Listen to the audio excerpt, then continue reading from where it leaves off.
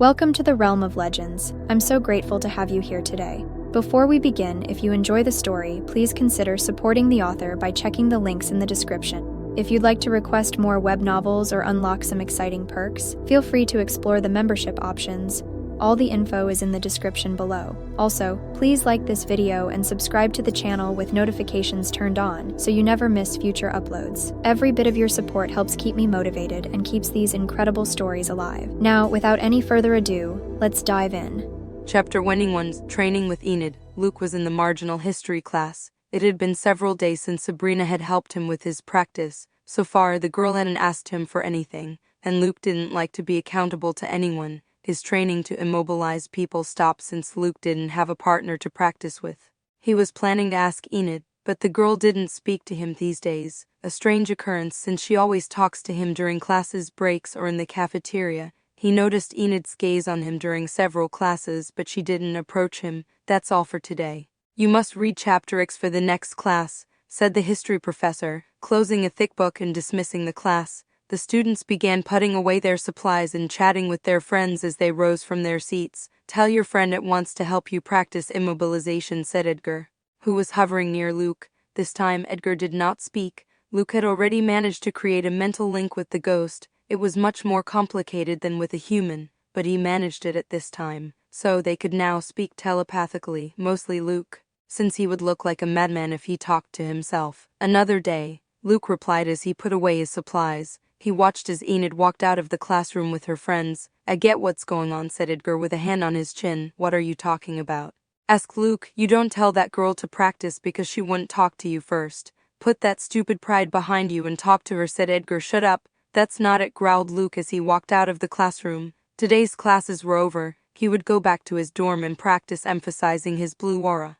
Famous young writer Luke Poe is afraid to talk to a girl. Are you afraid she'll reject you? Asked Edgar in a mocking tone. Luke frowned. He decided to ignore his annoying ghost great-great-grandfather. He walked out of the living room and saw Enid leaning against a wall. She seemed to be waiting for someone. Luke, said Enid, approaching. Enid, thought Luke, a little surprised. He had felt that Enid had already given up on relating to him, as had everyone else. What's wrong? Asked Luke. I saw you in the quad the other day. I never saw you on weekends outside your dorm. What were you doing? Asked Enid, playing with her hands. Nothing, just getting some air, Luke replied and quickly regretted answering that way. It was the perfect opportunity to ask Enid to help him with his practice and he had missed it. Oh, was that? Said Enid with a downcast expression. She thought that Luke had looked at her that day and had the faint hope that for the first time he would show some interest, but that was not the case. I have to go. Bye, said Enid, turning around and starting to walk. Wait, said Luke after a few seconds, and taking Enid by the hand she turned around with surprise and a slight blush on her cheeks. What's wrong? Asked Enid nervously, looking down at Luke's hand and taking hers. Actually, yes, I was looking for you, said Luke seriously, staring at Enid. Was he looking for me? He's so close, thought Enid, feeling her heart rate rise. Luke's face was very close to hers. She was happy that Luke went looking for her, but she was more nervous to have him so close and him holding her hand. Why were you looking for me? Asked Enid shyly, looking at Luke and noticing his face better than before. It's cuter up close, thought Enid, waiting for Luke's response. For training, Luke replied. The atmosphere was silent. What, just for training? Asked Enid after a few seconds. Yes. What else for? Said Luke with a raised eyebrow. This boy, thought Enid, frowning and squeezing Luke's hand tighter. Ouch, ouch, Enid, your grip. You've got a lot of strength, Luke said painfully. Rare were the occasions where you would see Enid with an unfriendly expression. What had he said wrong? I'm sorry, said Enid, letting go of her hand strength but not letting go of Luke's hand. We can let go of each other's hands now, said Luke, trying to get out of Enid's grip, who frowned again at this comment. Luckily, she decided not to be angered by Luke's comments anymore and let him off the hook. So, why didn't you tell me that day? Asked Enid. I saw you and your friends having fun on a Saturday afternoon. I thought it would be boring to go training, replied Luke. Being honest, who wanted to train on a day off? Next time, talk to me. It's not boring if it's with you, Enid said in a commanding tone, taking Luke by surprise. Luke felt his cheeks heat up. It was the first time a girl had ever said something so embarrassing to him. Cough. Let's get going to the gym, Luke said, coughing and turning around quickly. He didn't want Enid to see him. That's right, succumb to the love of youth, brat, thought Edgar with a grin that saw the whole exchange between the two teenagers. Upon arriving at the gym, Luke explained to Enid about immobilization. She didn't mind having to act as a training dummy. In the intervals that Luke took a breath, she talked to him, and unlike other times, Luke was much more interested in the conversation. If Enid didn't resist the immobilization, he could hold on as long as he could with Sabrina, but when Enid tried to break free, she was able to do so in a second or two thanks to her great physical strength. The days passed at Nevermore. Luke got Enid to help him practice his immobilization, and he was lasting longer and longer, whether the person was not resisting or if they were. Enid showed no discomfort at being a training dummy since the only one training was Luke. Fia. 3 minutes and 22 seconds, muttered Luke, watching Enid free herself from his immobilization. In a notebook on the floor, he wrote down how long he managed to keep Enid restrained.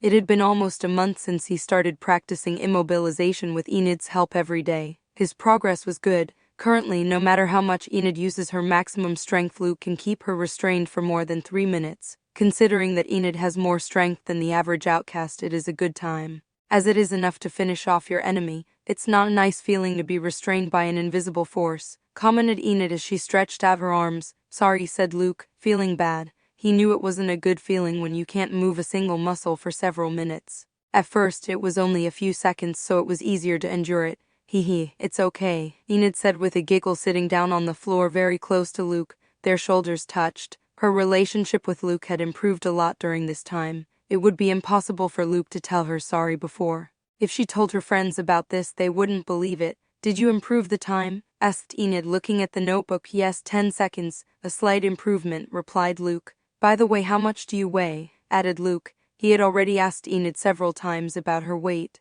but the girl wouldn't answer. She was very stubborn. He needed to know to have a record of his current power. Same thing again. I already told you that those things are not asked of a girl, Enid said, raising her finger and putting it in front of Luke as if she was scolding him. Sabrina answered, Luke muttered, remembering that Sabrina answered without caring much. Enid's smile disappeared from her face as she heard another girl's name come out of Luke's mouth. Chapter 22, Halloween. Sabrina, asked Enid in a different tone than usual. I didn't say anything, said Luke, closing the notebook. When he wanted to stand up, Enid's 2 hands stopped him. She grabbed him by both shoulders and with her strength wouldn't let him stand. Did Sabrina Jones tell you how much she weighs? Do you ask all the girls the same thing? Asked Enid with a scary smile. Listen to me, Enid. It's not what you think, said Luke, starting to explain to her how he ended up knowing Sabrina's weight. He didn't know why he was explaining so much to Enid, but he respected her strength and was trapped by her 2 delicate hands that had monstrous strength and nails that could transform into dangerous claws. As Luke's explanation continued, the strength in Enid's hands was diminishing. I understand. She was the one who told you to train together. I'm sorry, said Enid with an innocent smile. It's okay, said Luke, rubbing his shoulders and looking strangely at Enid. Enid had her aggressiveness, perhaps because she was a werewolf. In the series they showed some scenes where she lost her temper. They always showed her brothers jumping up and down and acting crazy. She must have had some of that behavior. Are wolves territorial with their mate? Thought Luke hesitantly. He didn't know for sure. He thought this since he noticed Enid's romantic interest in him. He wasn't blind. As for the habits of werewolves with their mate, he had no idea. It was not a subject he had researched, nor was it a subject he cared to know. As for him, he would be lying if he said he didn't feel a romantic interest in Enid. There was a reason he softened and treated her differently during this time, but it was hard for him to trust a person. Did I hurt you? Asked Enid worriedly as she saw Luke rubbing his shoulders. No, I just got them a little stiff. You control your strength well, replied Luke with a slight smile to reassure Enid. A surprised expression formed on Enid's face. It was the first time she had seen Luke smile in a real way. He usually smiled mockingly or sarcastically. How cute, thought Enid, blushing and trying to control her nerves. Luke grimaced slightly. He realized that he smiled genuinely, quickly got up and started walking. I smiled, thought Luke, surprised at himself. Hey, wait for me, said Enid, getting up and following Luke. She thought it was the perfect time to give her first kiss, but this stubborn boy got up and was gone in seconds. That's right, his defenses are getting lower and lower. Feel the power of youthful romance, Edgar thought with a faint smile. He was surprised at how tough Luke was.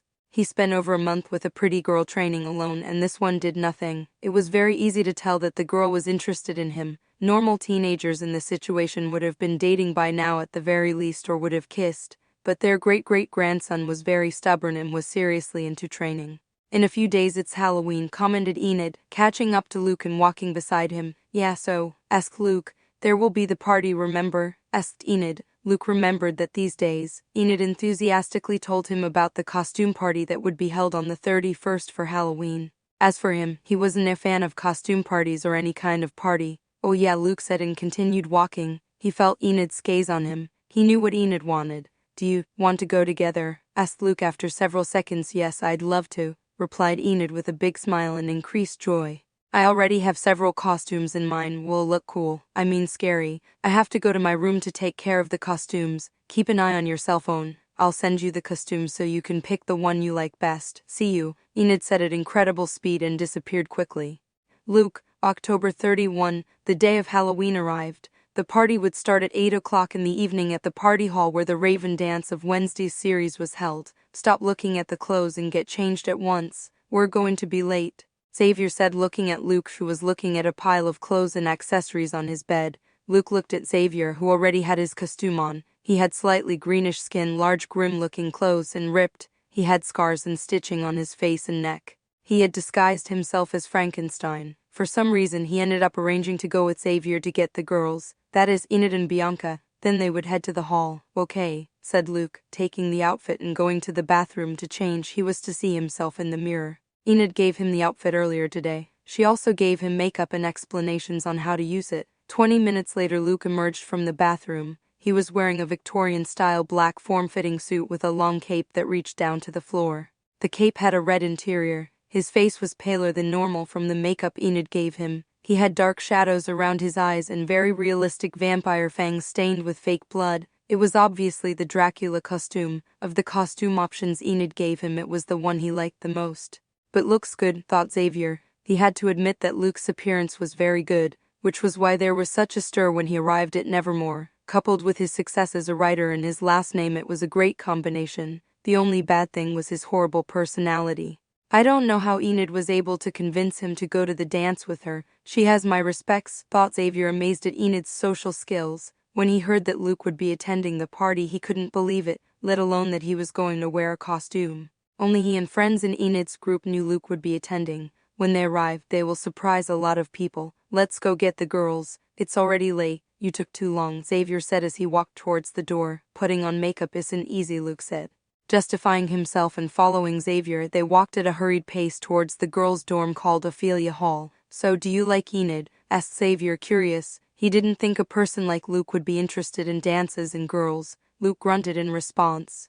He wasn't planning on starting a conversation about his love life, if you could call it that, with Xavier. I'm just asking, man. Enid has a completely different personality than you, Xavier said, explaining himself. Enid had a cheerful, enthusiastic aura about her and was always happy and with a smile. Luke, on the other hand, was the complete opposite. The only smile he might show you is if he's mocking you or sarcastically. He usually has a scowl on his face and a frown on his face. You and Bianca are also very different, Luke commented. Although he hadn't watched them much, he knew them from the series. Bianca was the typical blustering, arrogant, popular queen. She cares about being at the top of the social ladder. Xavier, on the other hand, didn't seem to care much about those things, and the only similarity was that they were both popular. Besides, Xavier was kind and always willing to help his classmates. It's true, I guess opposites attract, Xavier said with a shrug. Luke for the first time agreed with Xavier, if only a little. He knew he accepted Enid because he knew from the series that her personality was authentic. Otherwise, he wouldn't have opened up to a person who is friends with everyone, because he would consider it fake. As it was a special occasion, the boys could enter the girls' dormitories, that is if to the common room, to wait for them. When they arrived, they saw Bianca and Enid sitting in an armchair in silence. They were the only ones in the room. All the other girls had already left for the party with their partners or friends. Chapter 23's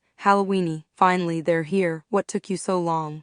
Asked Bianca with an irritated expression, looking at Xavier. I'm sorry, we take a long time to put on makeup. We are not used to it, Xavier said, trying to calm Bianca down. Luke was surprised that Xavier didn't blame him, since it was his fault. They were late. Even though it was only 15 minutes, Bianca was wearing a skeleton costume. Her face had makeup simulating a skull. It looked great on her thanks to her bald hairstyle. Luke couldn't believe that a girl would shave her head as a hairstyle. Come on, I don't want to be late, Bianca said, taking Xavier by the hand and hurrying to the dance. She didn't want to lose her presence. Luke, you look great. The real Count Dracula, but more handsome, said Enid with a big smile and shyness at the last part. Thanks, said Luke, scratching his cheek.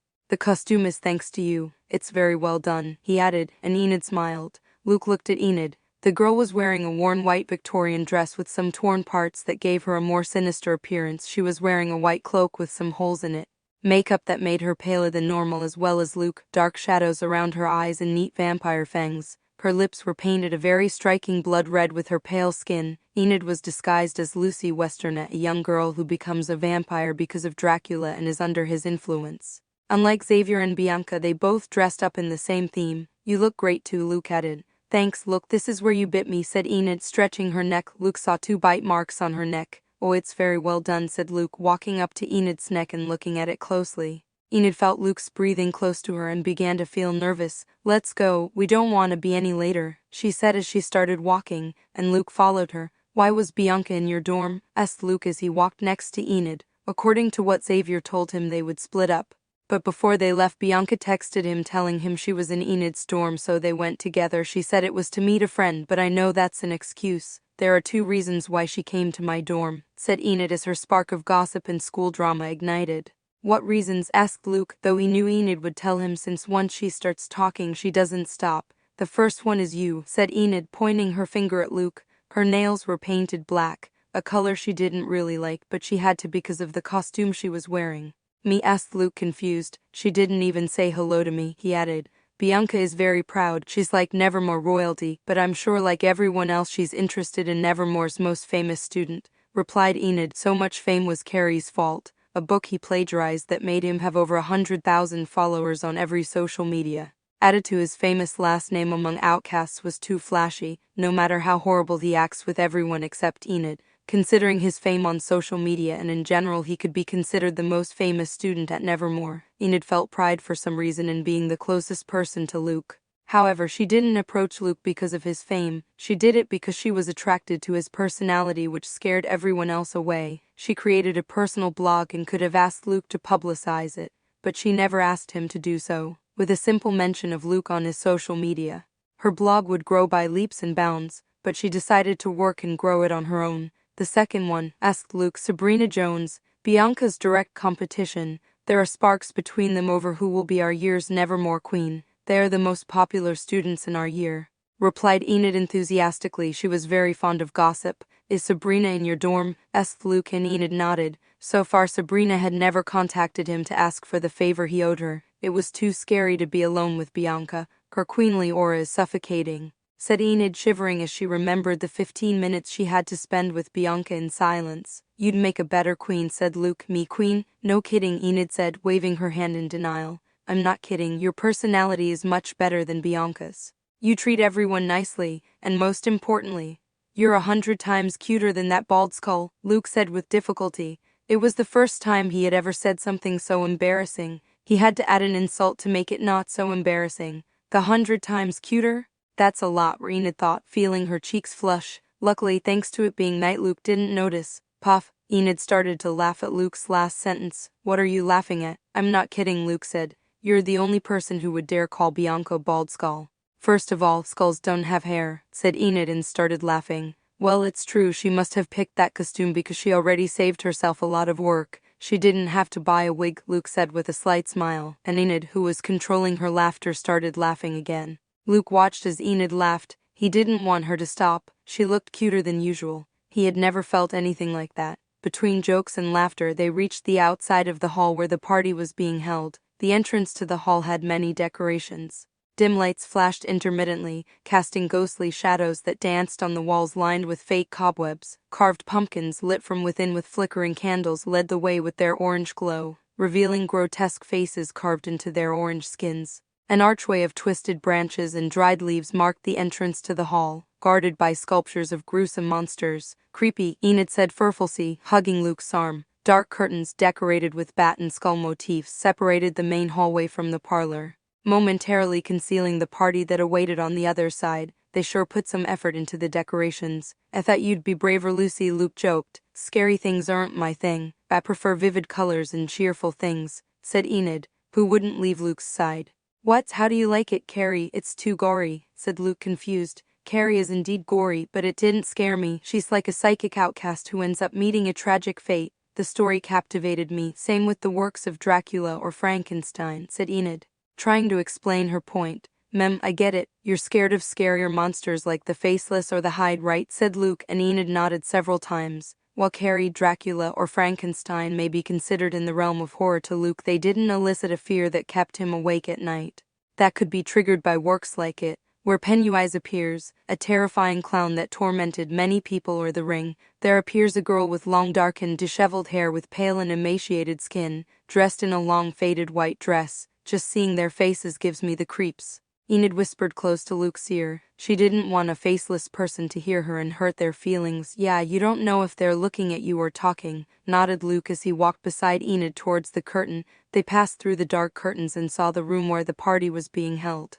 Dim lights tinted in shades of orange, purple, and green cast dancing shadows on the walls adorned with cobwebs and paper bats. In the dark corners, illuminated pumpkins glow with a ghostly glow, their crooked smiles lending a terrifying atmosphere. The ceiling is covered by a canopy of black, shimmering webs dotted with stars and moons that glow in the dark. Mechanical spiders dangle from invisible threads, moving slowly as if on the lookout for their next prey. In the center of the hall was a large dance floor illuminated by twinkling lights filled with Nevermore students enjoying themselves. Chapter 24, Halloween. How long did it take them to decorate this? Asked Luke, impressed by all the decorations that were so well done. We set up all the decorations over a month ago. I helped. Everyone went all out for today, said Enid with a smile. Oh, I sees, said Luke without as much enthusiasm. He hadn't helped at all. He was too lazy and lonely to have lent a hand. Let's go to one of the tables. I helped make the candy too, said Enid, leading Luke to a table where two of her friends, Divina and Yoko,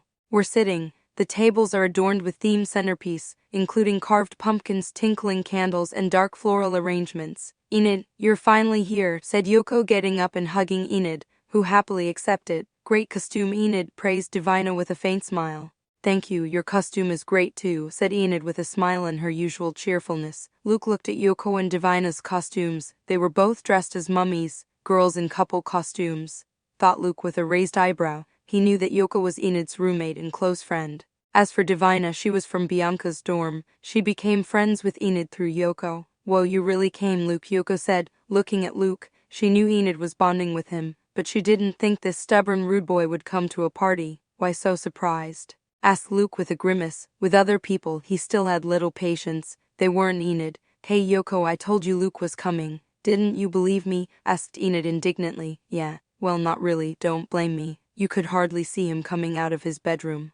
Who'd think he'd come to a party? Replied Yoko, being sincere. Should I send her flying? Thought Luke, irritated by Yoko's comment. It wasn't nice to be called lonely in front of your face. Although Yoko wasn't lying. Look, everyone's surprised you came, said Divina. Luke and Enid looked around and noticed many discreet stares at them. Make a wish. Maybe their wish for tonight will come true, Luke snorted, looking at Yoko and Divina with a slight smile. They both felt attraction for each other, but neither could bring themselves to take the next step.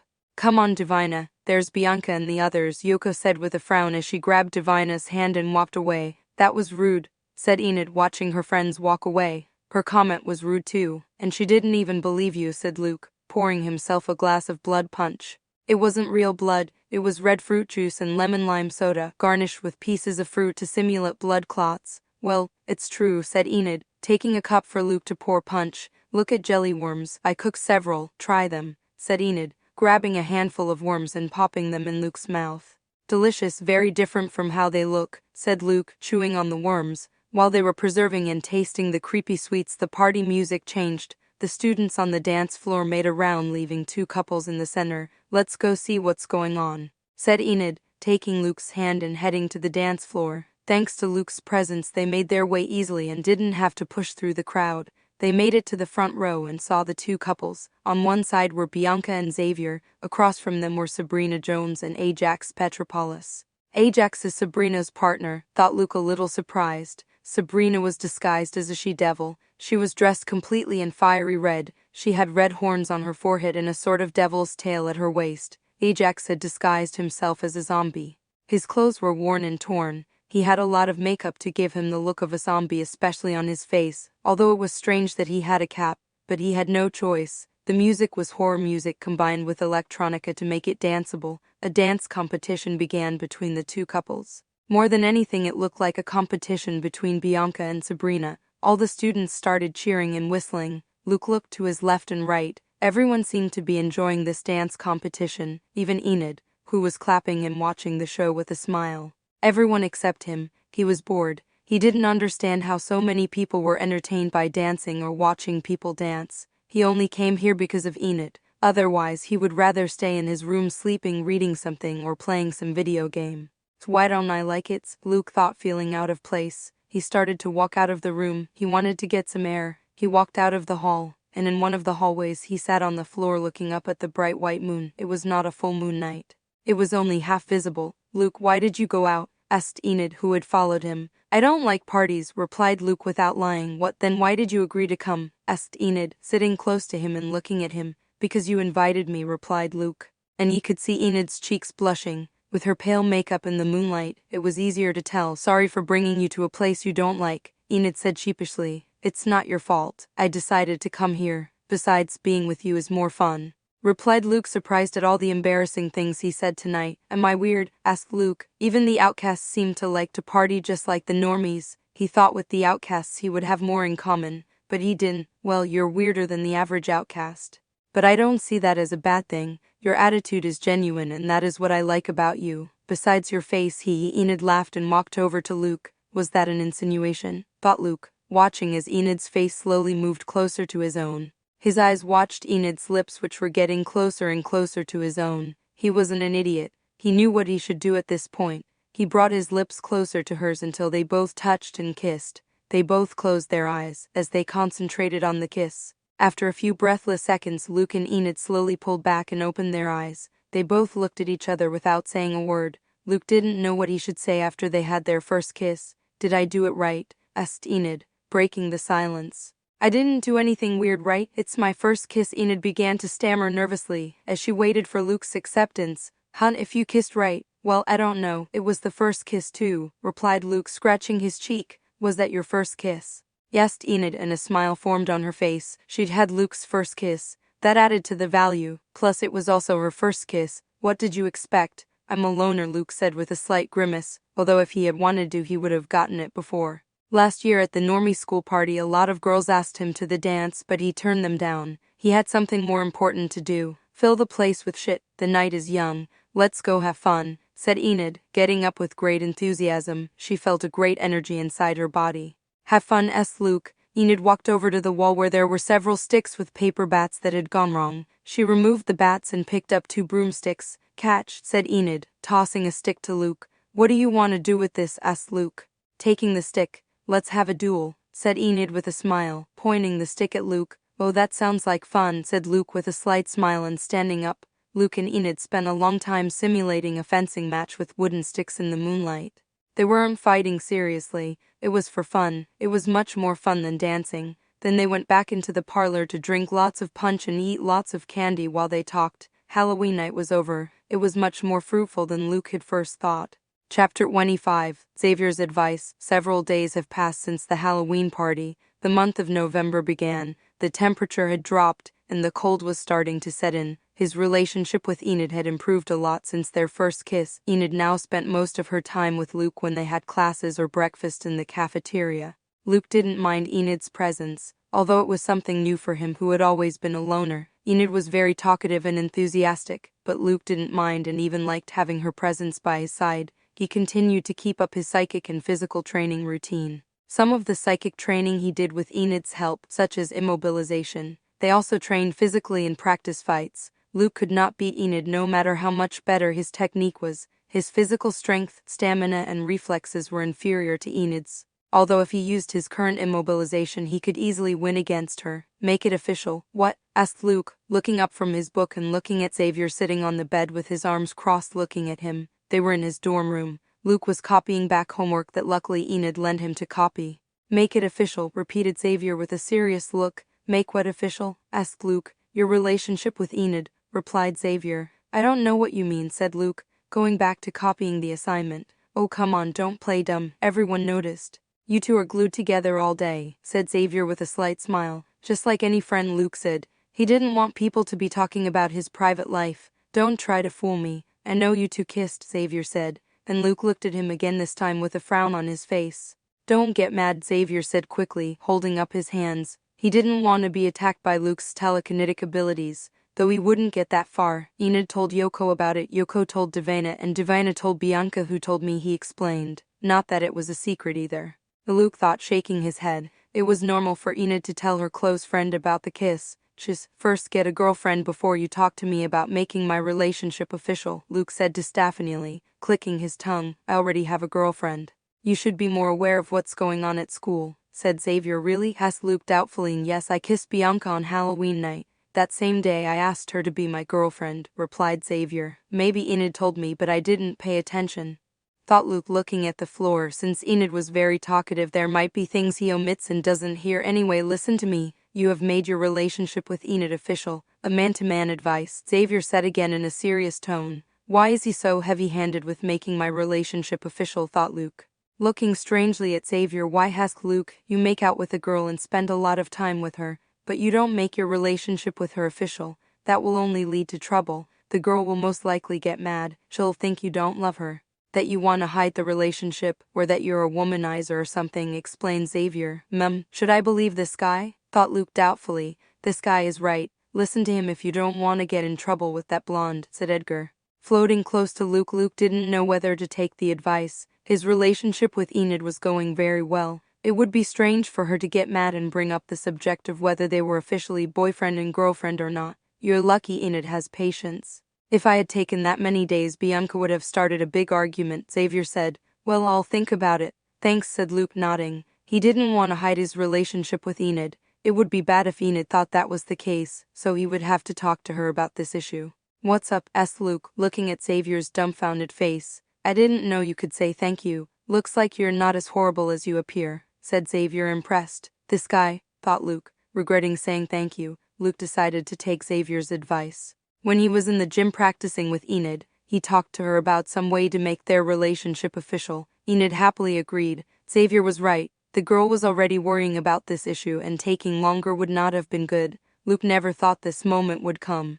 The day he gets a girlfriend, he always saw it as a long way off. Was he in love with Enid? He didn't know how to answer that question. From what he understood, if you were in love, you should want to be with that person all the time, feel butterflies in your stomach, and be on cloud nine. He didn't feel that way. That's not to say he doesn't care about Enid. He feels that she is the first person in this world that he can open up to, even a little bit. Also, he has fun being with her and finds her attractive, but not to the extreme of wanting to be 24/7 with her. That would be too exhausting. She's very enthusiastic and doesn't stop talking. There are even times when he stops listening to her and nods vaguely in response. Well, not all couples have to be in love, right? Thought Luke, who was walking alongside Enid holding hands down a deserted Nevermore hallway. Not being in love with Enid doesn't mean that Luke doesn't care about the girl and has no feelings for her. He cares about her far more than he cares about everyone he's ever met in this life. It's a sad thing to think since he's known her for a few months.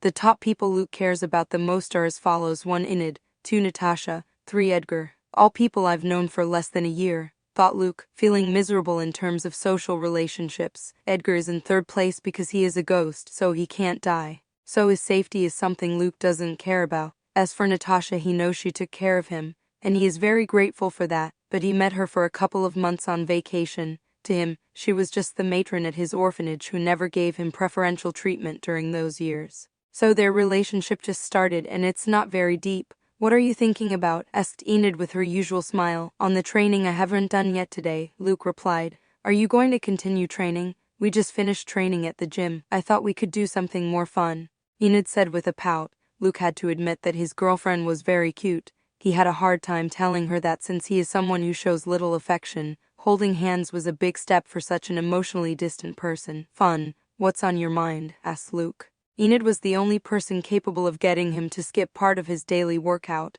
"Going to your room," Enid replied with a smile. "Oh, my room. Well, let's go," replied Luke with a slight smile. Moments later in Luke's room, several shouts could be heard. "Move faster." Luke shouted. Enid, "I'm doing the best I can," replied Luke with sweat on his forehead. "Put more heart into it. There's not much time left," said Enid in an anxious tone. "Just in time," exclaimed Luke, sighing in relief. In front of him was a large screen displaying 4 shining stars and a score. "We did it, 4 stars," said Enid in a happy tone as she let go of the controller and hugged Luke tightly. Luke would happily accept his girlfriend's hug, but he feels like his bones are being crushed. "Yes, yes, now let me breathe," Luke said with difficulty, patting Enid's shoulder, who quickly let go. "Sorry, I got excited," apologized Enid, looking back at the screen. They were playing a console game. Since Luke had money to spare, he decided to buy a state-of-the-art console with several joysticks and a large TV. In Nevermore, it was not illegal to have these items of entertainment. It was similar to a MacBook or cell phone. "Why are you two yelling so much?" asked Xavier, entering the room. "We finally defeated the potato-eating demon," replied Enid, happily clenching her fist. "What did you defeat it?" "I told you to wait for me," said Xavier with mixed surprise and indignation. "You took too long. Was your make-out session with Bianca enjoyable?" asked Luke with a slight smirk. "Shut up, pass me a joystick," Xavier said without denying Luke's comment. Luke passed him a joystick, and the three of them began to play nonchalantly. It wasn't the first time he had played with Xavier. Just like him, he liked video games. "Look at him having fun with his friend and his girlfriend," thought Edgar, wiping away an imaginary tear. It was like watching his son grow up, albeit a bit exaggerated. "It's no good skipping training though. Tonight I'll make him train twice as hard," he thought with a faint macabre smile. "Luke, this Saturday you'll have another interview at 4 o'clock in the afternoon. I'll pick you up in a cab." Luke in his mind heard Natasha's voice. This was thanks to the telepathic link he shared with his housekeeper. Luke at this time already managed to reach the 5th income distance and more, so could communicate with Natasha despite the distance. Not only that, the daily life of the link increased to over a month. "Okay, do I already have the permission?" asked Luke without taking his attention off the game. "Yes, the principal is already aware of it." "Don't worry, so far no sighting of the Spellman bastard," said Natasha. "Maybe in my Nevermore days they'll leave me alone, like with my father," said Luke, not too alarmed by his archonmias. "You must not be overconfident. Always keep your guard up. Once I finish the interview you will return to Nevermore immediately," said Natasha in a serious manner. "Yes, yes, whatever you say," said Luke without giving it much importance. He didn't understand why Natasha was so paranoid. "He's done the occasional interview before and nothing ever happened." "Pass me the lettuce, Luke," said Xavier in a hurry. "I'm coming," Luke said, ending his short conversation with Natasha. Chapter 26 Interview. Luke was in his room lying down, playing with his cell phone. Next to him was Enid, who was sleeping soundly, using his shoulder as a pillow. It was Friday, classes were over. They played console games with Xavier for a while. Then Xavier left, most likely to meet Bianca, so they were left alone in the room. The day was cloudy and drizzling, which made them both very lazy, so they decided to go to bed. "She seriously fell asleep," thought Luke, looking at Enid sleeping peacefully. Luke couldn't believe he had a cute girl sleeping on his shoulder. Since they made their relationship official, Enid was much more affectionate than before. Just then his cell phone rang. He got a message from an unknown number. He could recognize the person from the profile picture. It was Sabrina. "Looks like it's time to repay my debt," Luke thought, opening the chat. Sabrina's request was something Luke had not expected, mostly because of its simplicity. The girl wanted Luke to accompany her to the Harvest Festival. The Harvest Festival is a place to have fun and have a good time with friends. There's a Ferris wheel, lots of food booths, games with prizes, etc. The first festival was held in 1948 and is a Jericho tradition. It is held on both Saturday and Sunday. Tomorrow is the first day. Most Nevermore students will attend, especially those with friends. Luke would not be attending, but since he started dating Enid, he has to fulfill his boyfriend responsibilities. So they decided to have their first date at the festival. What now, thought Luke. If he said yes to Sabrina, his date with Enid would be ruined since they were planning to have the 2-day date. The logical thing to do was to tell her he couldn't, but Luke doesn't like to leave debts unpaid. "Sabrina texted you?" Luke was startled by the sudden question. He turned his head slightly and noticed that Enid's eyes were open and staring at the screen of his cell phone. At what point did she wake up? This is not good, Luke thought. Enid was a jealous person, yeah. "Remember what I told you, I owe her a favor for helping me train," Luke replied quickly. I see," Enid said, focusing her eyes to read the message. Luke, realizing she wanted to read the message, wanted to take the cell phone out of her sight, but Enid with superhuman reflexes reached out her arm and took the cell phone from him. "Since when is a favor a date?" asked Enid with a frown, reading the message. "I don't know why she wants that," said Luke with a shrug. "I'll figure it out," Enid said, beginning to write. Suddenly she felt her whole body go rigid. She couldn't move. Luke took the cell phone out of her hands using the immobilization. Too late, she already answered her, thought Luke, sighing internally. The message sent by Enid pretending to be him was the following: "Why, that favor sounds like a date. I have a girlfriend and I'm loyal." "I'm loyal," thought Luke. He would never write that. "Hey, using immobilization is cheating," said Enid, whining and pouncing on Luke. Luke, who was half sitting up, was knocked down by Enid and fell against the mattress of his bed as Enid sat on top of him. "Then you don't use your overhuman strength," said Luke, who started to feel nervous about having Enid on top of him.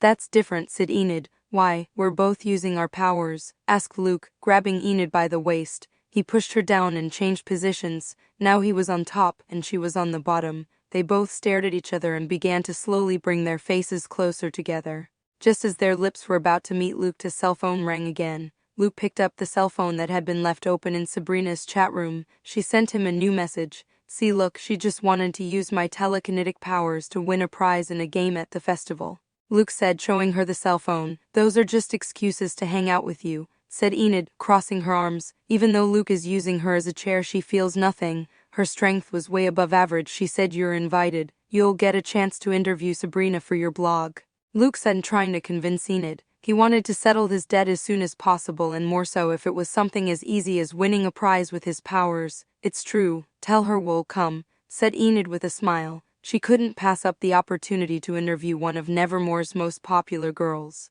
It would be great news for her blog, and she'd be able to get a lot of information about Sabrina, especially if she has a boyfriend. There were rumors that she was dating Ajax, a Gorgon boy who chaperoned her at the dance. "However, Sunday we will have our date. No third parties," Enid added in an irrefutable tone, and Luke nodded. Saturday and the day of the festival arrived. Luke, before going to the festival, had an interview at the Weather Vane, the most well-known coffee shop in Jericho. There was still no sign of Tyler the Hyde working here.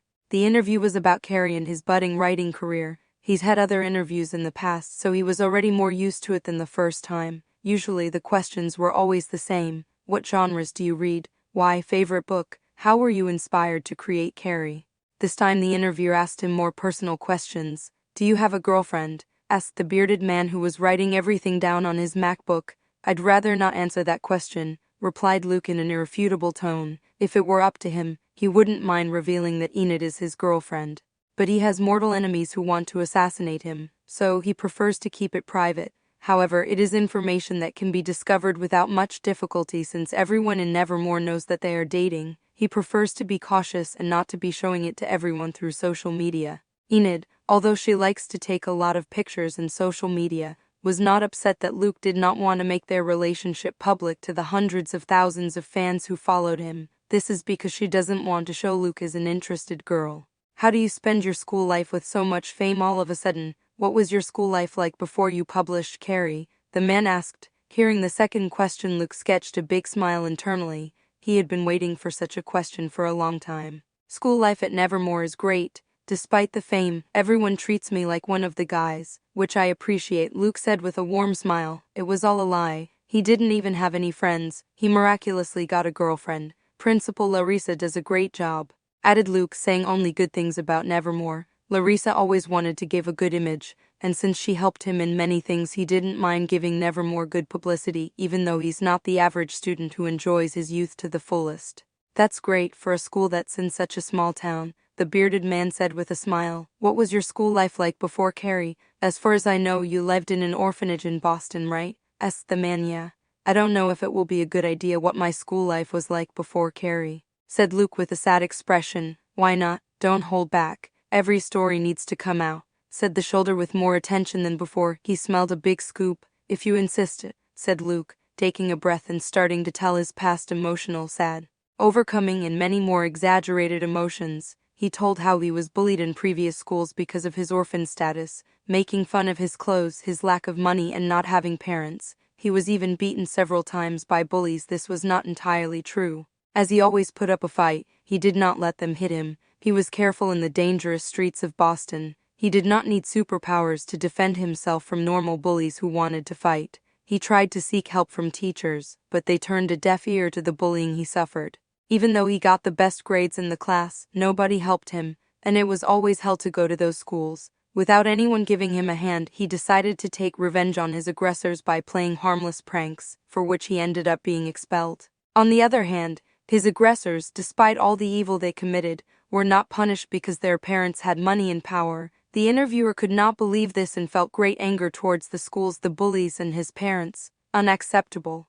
Tell me the names of the schools, they cannot go unpunished. Bullying in 2020, the man said indignantly and clenched his fist. I don't know if it will be a good idea to do that, said Luke, acting hesitant. Don't be afraid, their crimes will be exposed. They must pay, insisted the man. Well, since you insist, said Luke, hiding an evil grin. It was time to exact revenge on Brad, his family, and the school's staff, who did nothing. Luke gave him the specific names of the 3 schools. Not only that, he also told him the first and last names of Brad, his father, brother, etc., also of the other kids who were bothering him, the names of the principal and vice principal of both schools. He tried not to forget anything. It was time for them to suffer for their actions. That's all there is to it. Take it easy.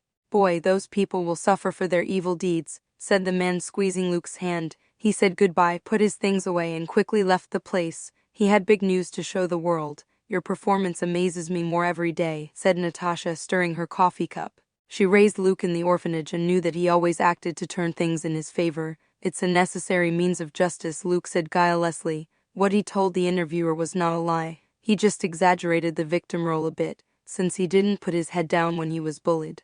Natasha paid for the coffee and walked out of the coffee shop with Luke. She hailed a cab and told the cab driver to take Luke to Nevermore. Remember, don't go to the festival. It's dangerous, Natasha warned, watching Luke from the sidewalk. On festival days, all Nevermore students had a free pass to go and have fun at the festival. So it was much easier to get out of school, and you didn't need to ask for special permission. Yeah, I know, Luke said without paying much attention. Don't try to go on a date with your little girlfriend, Natasha said, and this time Luke looked at her in surprise. How did she know he had a girlfriend? Only the students at Nevermore knew, and Luke didn't upload anything to his social media. Natasha only visited Nevermore every few days to resume the telepathic link that had more shelf life every day. I remember great-great-grandfather saying she's an expert at gathering information. Luke thought, I won't. You think because I have a girlfriend I'm going to a stupid festival? Said Luke with a grimace of disgust. Natasha nodded. What Luke said made sense. She knew Luke was a loner and that he hated normal places like festivals.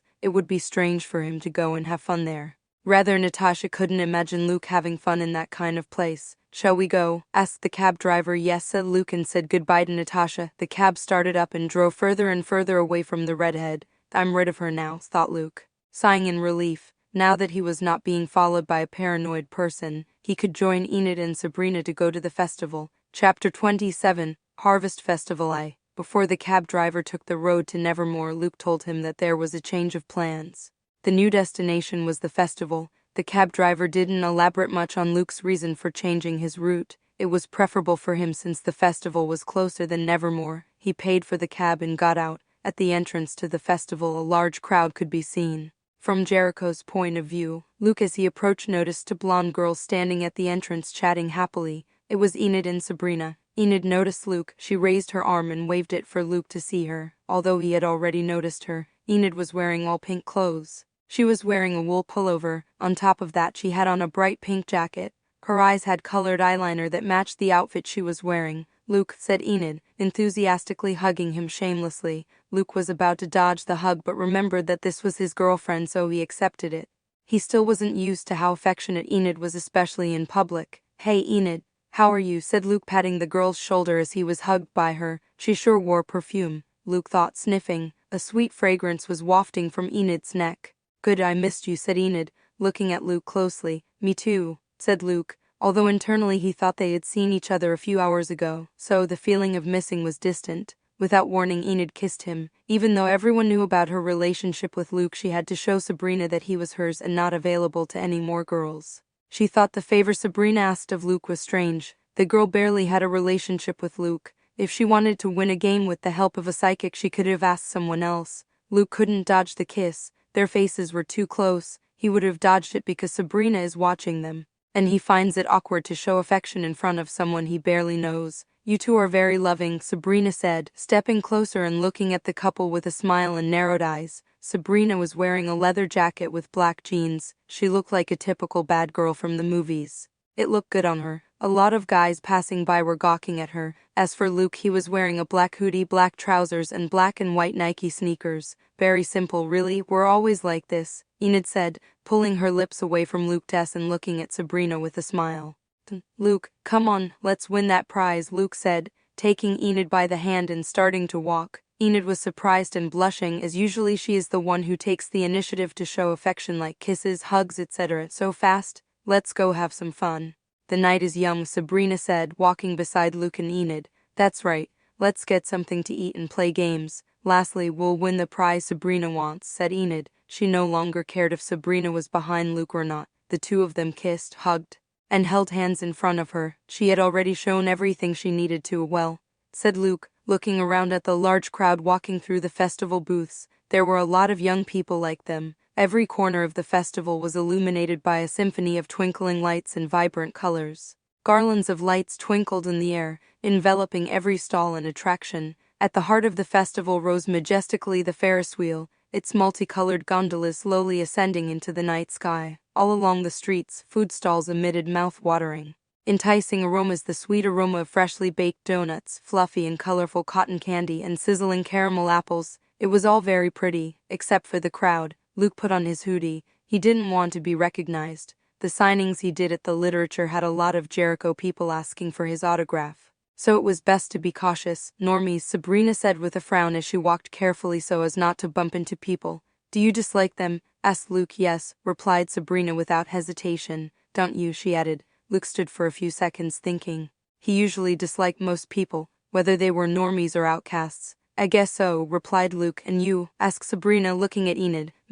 I don't dislike them, but I don't trust them. The Jericho High always treated those of us from Nevermore horrible, replied Enid. Luke recalled some incidents that happened in the series, most notably 3 normie students who always pick on Nevermore students, typical textbook bullies. As they chatted, they visited the food stalls that emitted enticing aromas. They ate freshly baked donuts, cotton candy, and caramel apples. Enid activated her gossip mode and started asking Sabrina a lot of questions, and she answered everything with a smile and without bothering to talk about her private life. Enid got some big news. Sabrina and Ajax started dating only 2 days ago and had kept it a secret. Luke asked her why she asked him to accompany her to the festival when she got a boyfriend a day ago. She answered that Ajax caught a cold and was on bed rest, and her friends were bad at target games. The guy Enid liked on the show is Sabrina's boyfriend here, thought Luke with a strange look on his face. He hadn't gotten to the canon of the series yet, so Sabrina might end up with Ajax or something. As he thought this, Luke threw darts without hesitation towards some balloons. All 3 of his throws hit their targets. The stall attendant's face was one of disbelief. The 3 balloons that Luke popped were the most difficult, therefore he earned the best prize. Much easy, thought Luke. He didn't even have to use his powers. Spending so much time controlling objects and throwing them telekinetically also made his normal aim better. You're great, Luke, said Enid enthusiastically. Both she and Sabrina tried to pop the balloons but failed miserably at the harder ones. Enid had a lot of strength, but her aim was horrible. Sabrina had marksmanship, but almost 0 strength. Her darts could barely hit the target. I guess with fireballs she wouldn't need physical strength to throw them, thought Luke as the salesman handed him 2 large prizes. The prizes were 2 large stuffed animals. One was a pink bear with a happy expression. The other was a giant stuffed pumpkin with a ghoulish grin. This pumpkin stuffed animal was the prize Sabrina wanted. Luke handed her the pumpkin, and his favor was paid. Here for you, said Luke, handing the bear to Enid. For me? Asked Enid with sparkling eyes, looking at the big pink teddy bear. It matched her outfit. Luke nodded and Enid took the bear. Why would he want a giant pink bear? It would only earn the mockery of Xavier and his great-great-grandfather. Besides, as much as he was fulfilling a favor he owed, he couldn't in front of his girlfriend give another girl a stuffed animal and his girlfriend nothing. That was easier than expected. Your aim is pretty good. You should sign up for the archery club, Sabrina said, looking at her new stuffed animal. She noticed Luke didn't even use his powers, that's why she was praising him. Archery club, thought Luke curiously. He knew Xavier was signed up for this club. He spotted his bow and arrows in the corner of the bedroom. With his great aim and powers, he could use a bow as a deadly weapon. Perhaps he would need metal arrows or something similar. He could propel them with his powers and have them reach great speeds, being like bullets. I could become Hawkeye in this world, Luke thought, interested. Since we accomplished the mission earlier than we thought, why don't we explore some more? Asked Sabrina. Enid first looked at Luke. Yeah, why not? Replied Luke, seeing that Enid was still in the mood to walk around and play. I saw a makeup stand. Shall we go there? Asked Sabrina again. Enid's eyes lit up when she heard makeup. Let's go, said Enid with a big smile. Both girls passed their stuffed animals to Luke and started walking excitedly to the makeup booth. "Hey, since when did I become the baggage handler?" complained Luke, but he wasn't heard. He tried to follow the girls, but carrying two huge stuffed animals through a large crowd was difficult. "Hey, be careful," yelled a boy as he was hit by Luke, who couldn't see because of the stuffed animals. Luke ignored him and kept walking, while inadvertently bumping into people. "Why are there so many people? Should I throw these two teddies away?" thought Luke, pissed off. Finally, he was able to get out of all the crowds. He propped the stuffed animals on a bench and sat down. "I lost them," thought Luke as he leaned back against the back of the bench. "Well, they didn't need me for makeup. I'll wait for them and call Enid in a bit," thought Luke, relaxing on the bench. Chapter 28. Harvest Festival. 15 minutes passed. Luke was still sitting there waiting for Enid and Sabrina to return. "Why aren't they back yet?" thought Luke as he started calling Enid on his cell phone. It rang and rang, but no one answered. He tried calling twice more, but no one was answering.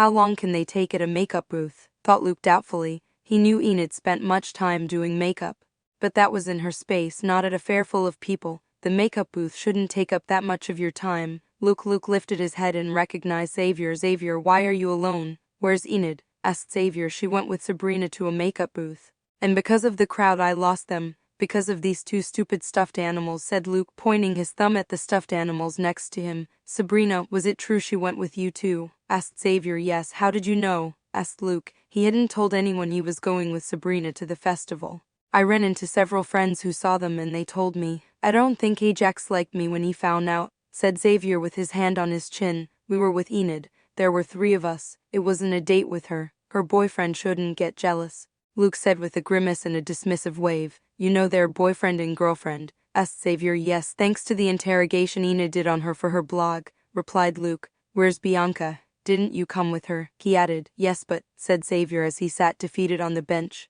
He began to tell him how their date was lousy and everything had gone wrong, which was why Bianca had left early. "At this rate they won't last long. I don't know how he puts up with that annoying girl," Luke thought, tapping Xavier on the shoulder. Luke was surprised at himself. In the past, it would be almost impossible for him to pat someone. You could say he considers Xavier his first friend at Nevermore. "It's almost 20 minutes past, and Enid isn't answering my calls," Luke said, looking at the time. He already wanted to go back to his dorm to sleep. "I know where the makeup booth is. We visited it with Bianca. Follow me," Xavier said, getting up and carrying one of the stuffed animals. Luke took the bear stuffed animal and followed him. They arrived at the makeup stand, but the 2 girls were nowhere to be seen. They approached, and Xavier asked the stall attendant if she saw 2 blonde girls. Luke chipped in by telling her about the flashy outfits Enid and Sabrina had on. "Oh, the enthusiastic girl dressed in pink. Yes, she came here." "Are you her friends?" the manager asked, and they both nodded. "Not long ago they finished with their makeup session. I couldn't see where they went because of all the clients there," replied the woman, shaking her head. "I saw them," said a boy who was holding a couple of things and had black circles in his eyes. It seemed that helping in this stall where only girls were passing by wanting to get their makeup done was tiring work. "Did you see where they went?" "No matter how many times I call her, she doesn't answer," asked Luke. "Yes. They went with some guys from my school." "That way," replied the boy, pointing towards the woods. The makeup stand was in the area near the forest. "Are you from Jericho High School?" asked Xavier, and the boy nodded. "Those kids from my school are bullies. They don't have a good reputation. Least of all with Nevermore students," the boy said with some concern. "You saw 2 girls go into the dark woods with bullies who hate Nevermore students, and you didn't do anything," thought Luke. It seemed the normies didn't think very highly of them. The feeling was mutual. "Let's go," said Luke, walking towards the forest, and Xavier followed him. "They don't look too worried," thought the boy, scratching his head. He thought Luke and Xavier would run into the forest to save their friends from the bullies. But they weren't. Luke and Xavier weren't worried about Enid and Sabrina's safety. They would even be more concerned about the safety of the normies. Sabrina was an elemental psychic who could create a fireball easily. Enid had superhuman strength, speed, and reflexes. The bullies wouldn't last long against both girls. "Should we call for an ambulance?" asked Xavier with a slight smile. He expected to find several unconscious normies on the ground. "No, let them spend the night in the woods," Luke replied with a faint evil grin.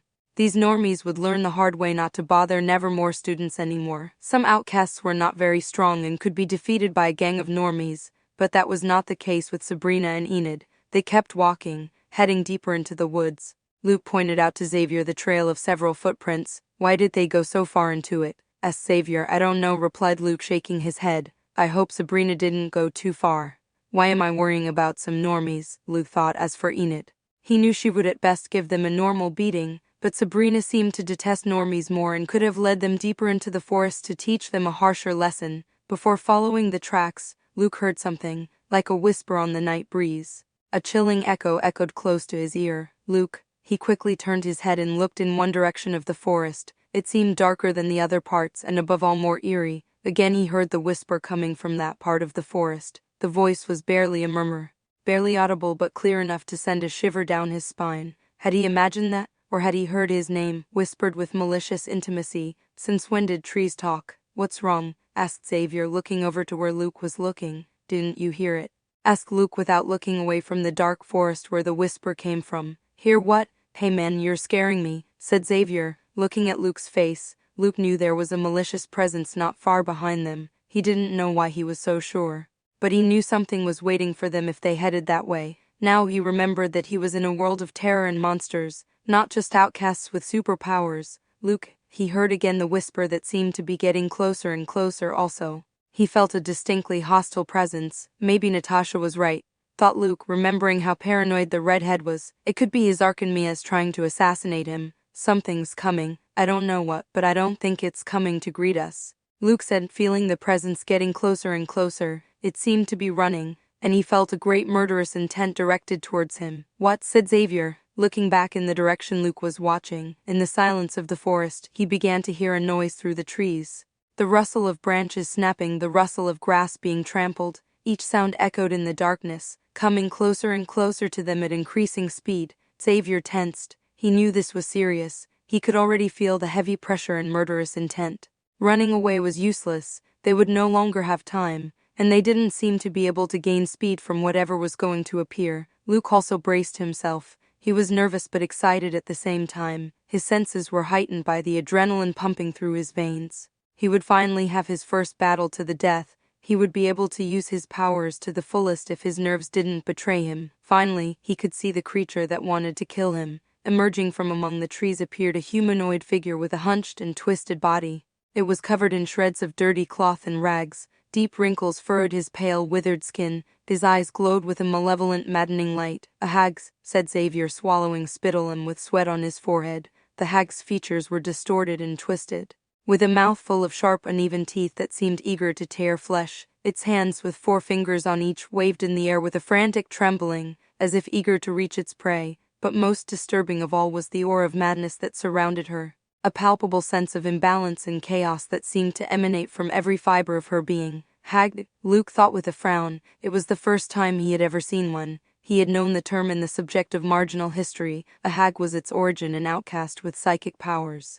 Like Luke, Sabrina, and Xavier, or any other psychic. How did they end up in that state? By succumbing to the corruption of their powers, becoming savage and deformed beings. Their appearance reflects the corruption they have experienced, causing them to go insane and act unpredictably.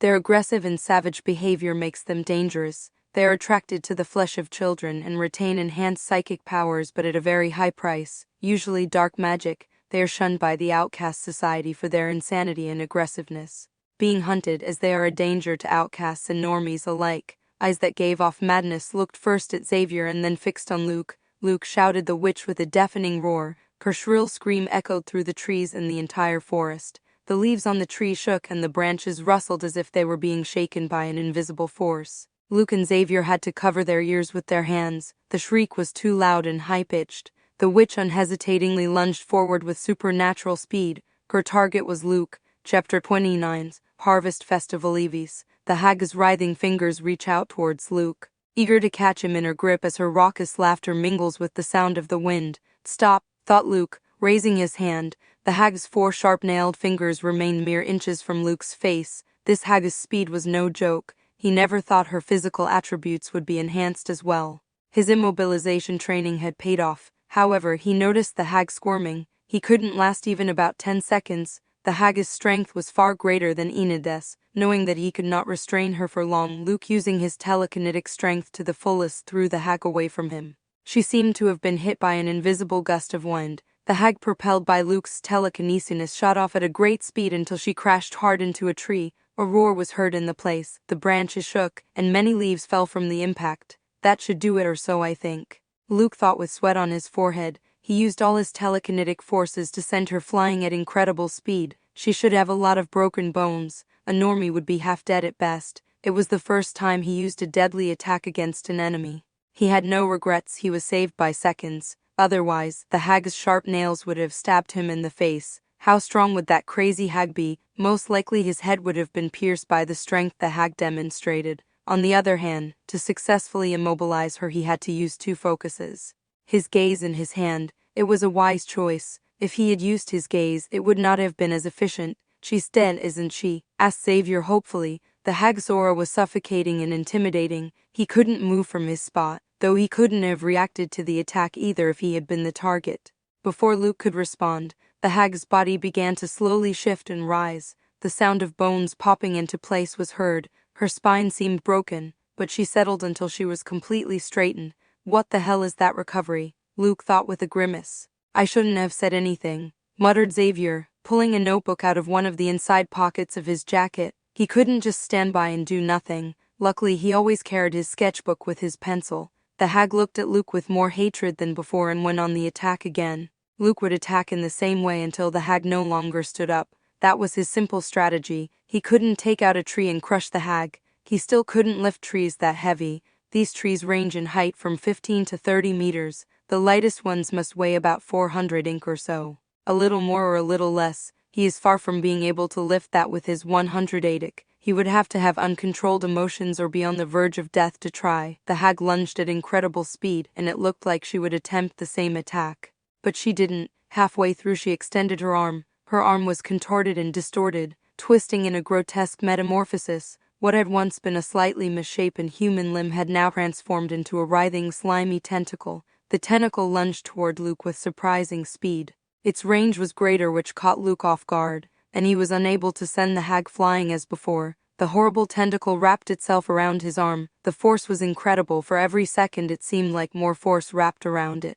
Before Luke could think of a way to break free of the grip, the hag sent him flying into the same tree that Luke had sent her flying. He flew and crashed into the tree. He felt a great pain in his back. Luckily the hag's strength was less than his telekinesis. If it had been the same, he would have a broken spine and would be half dead.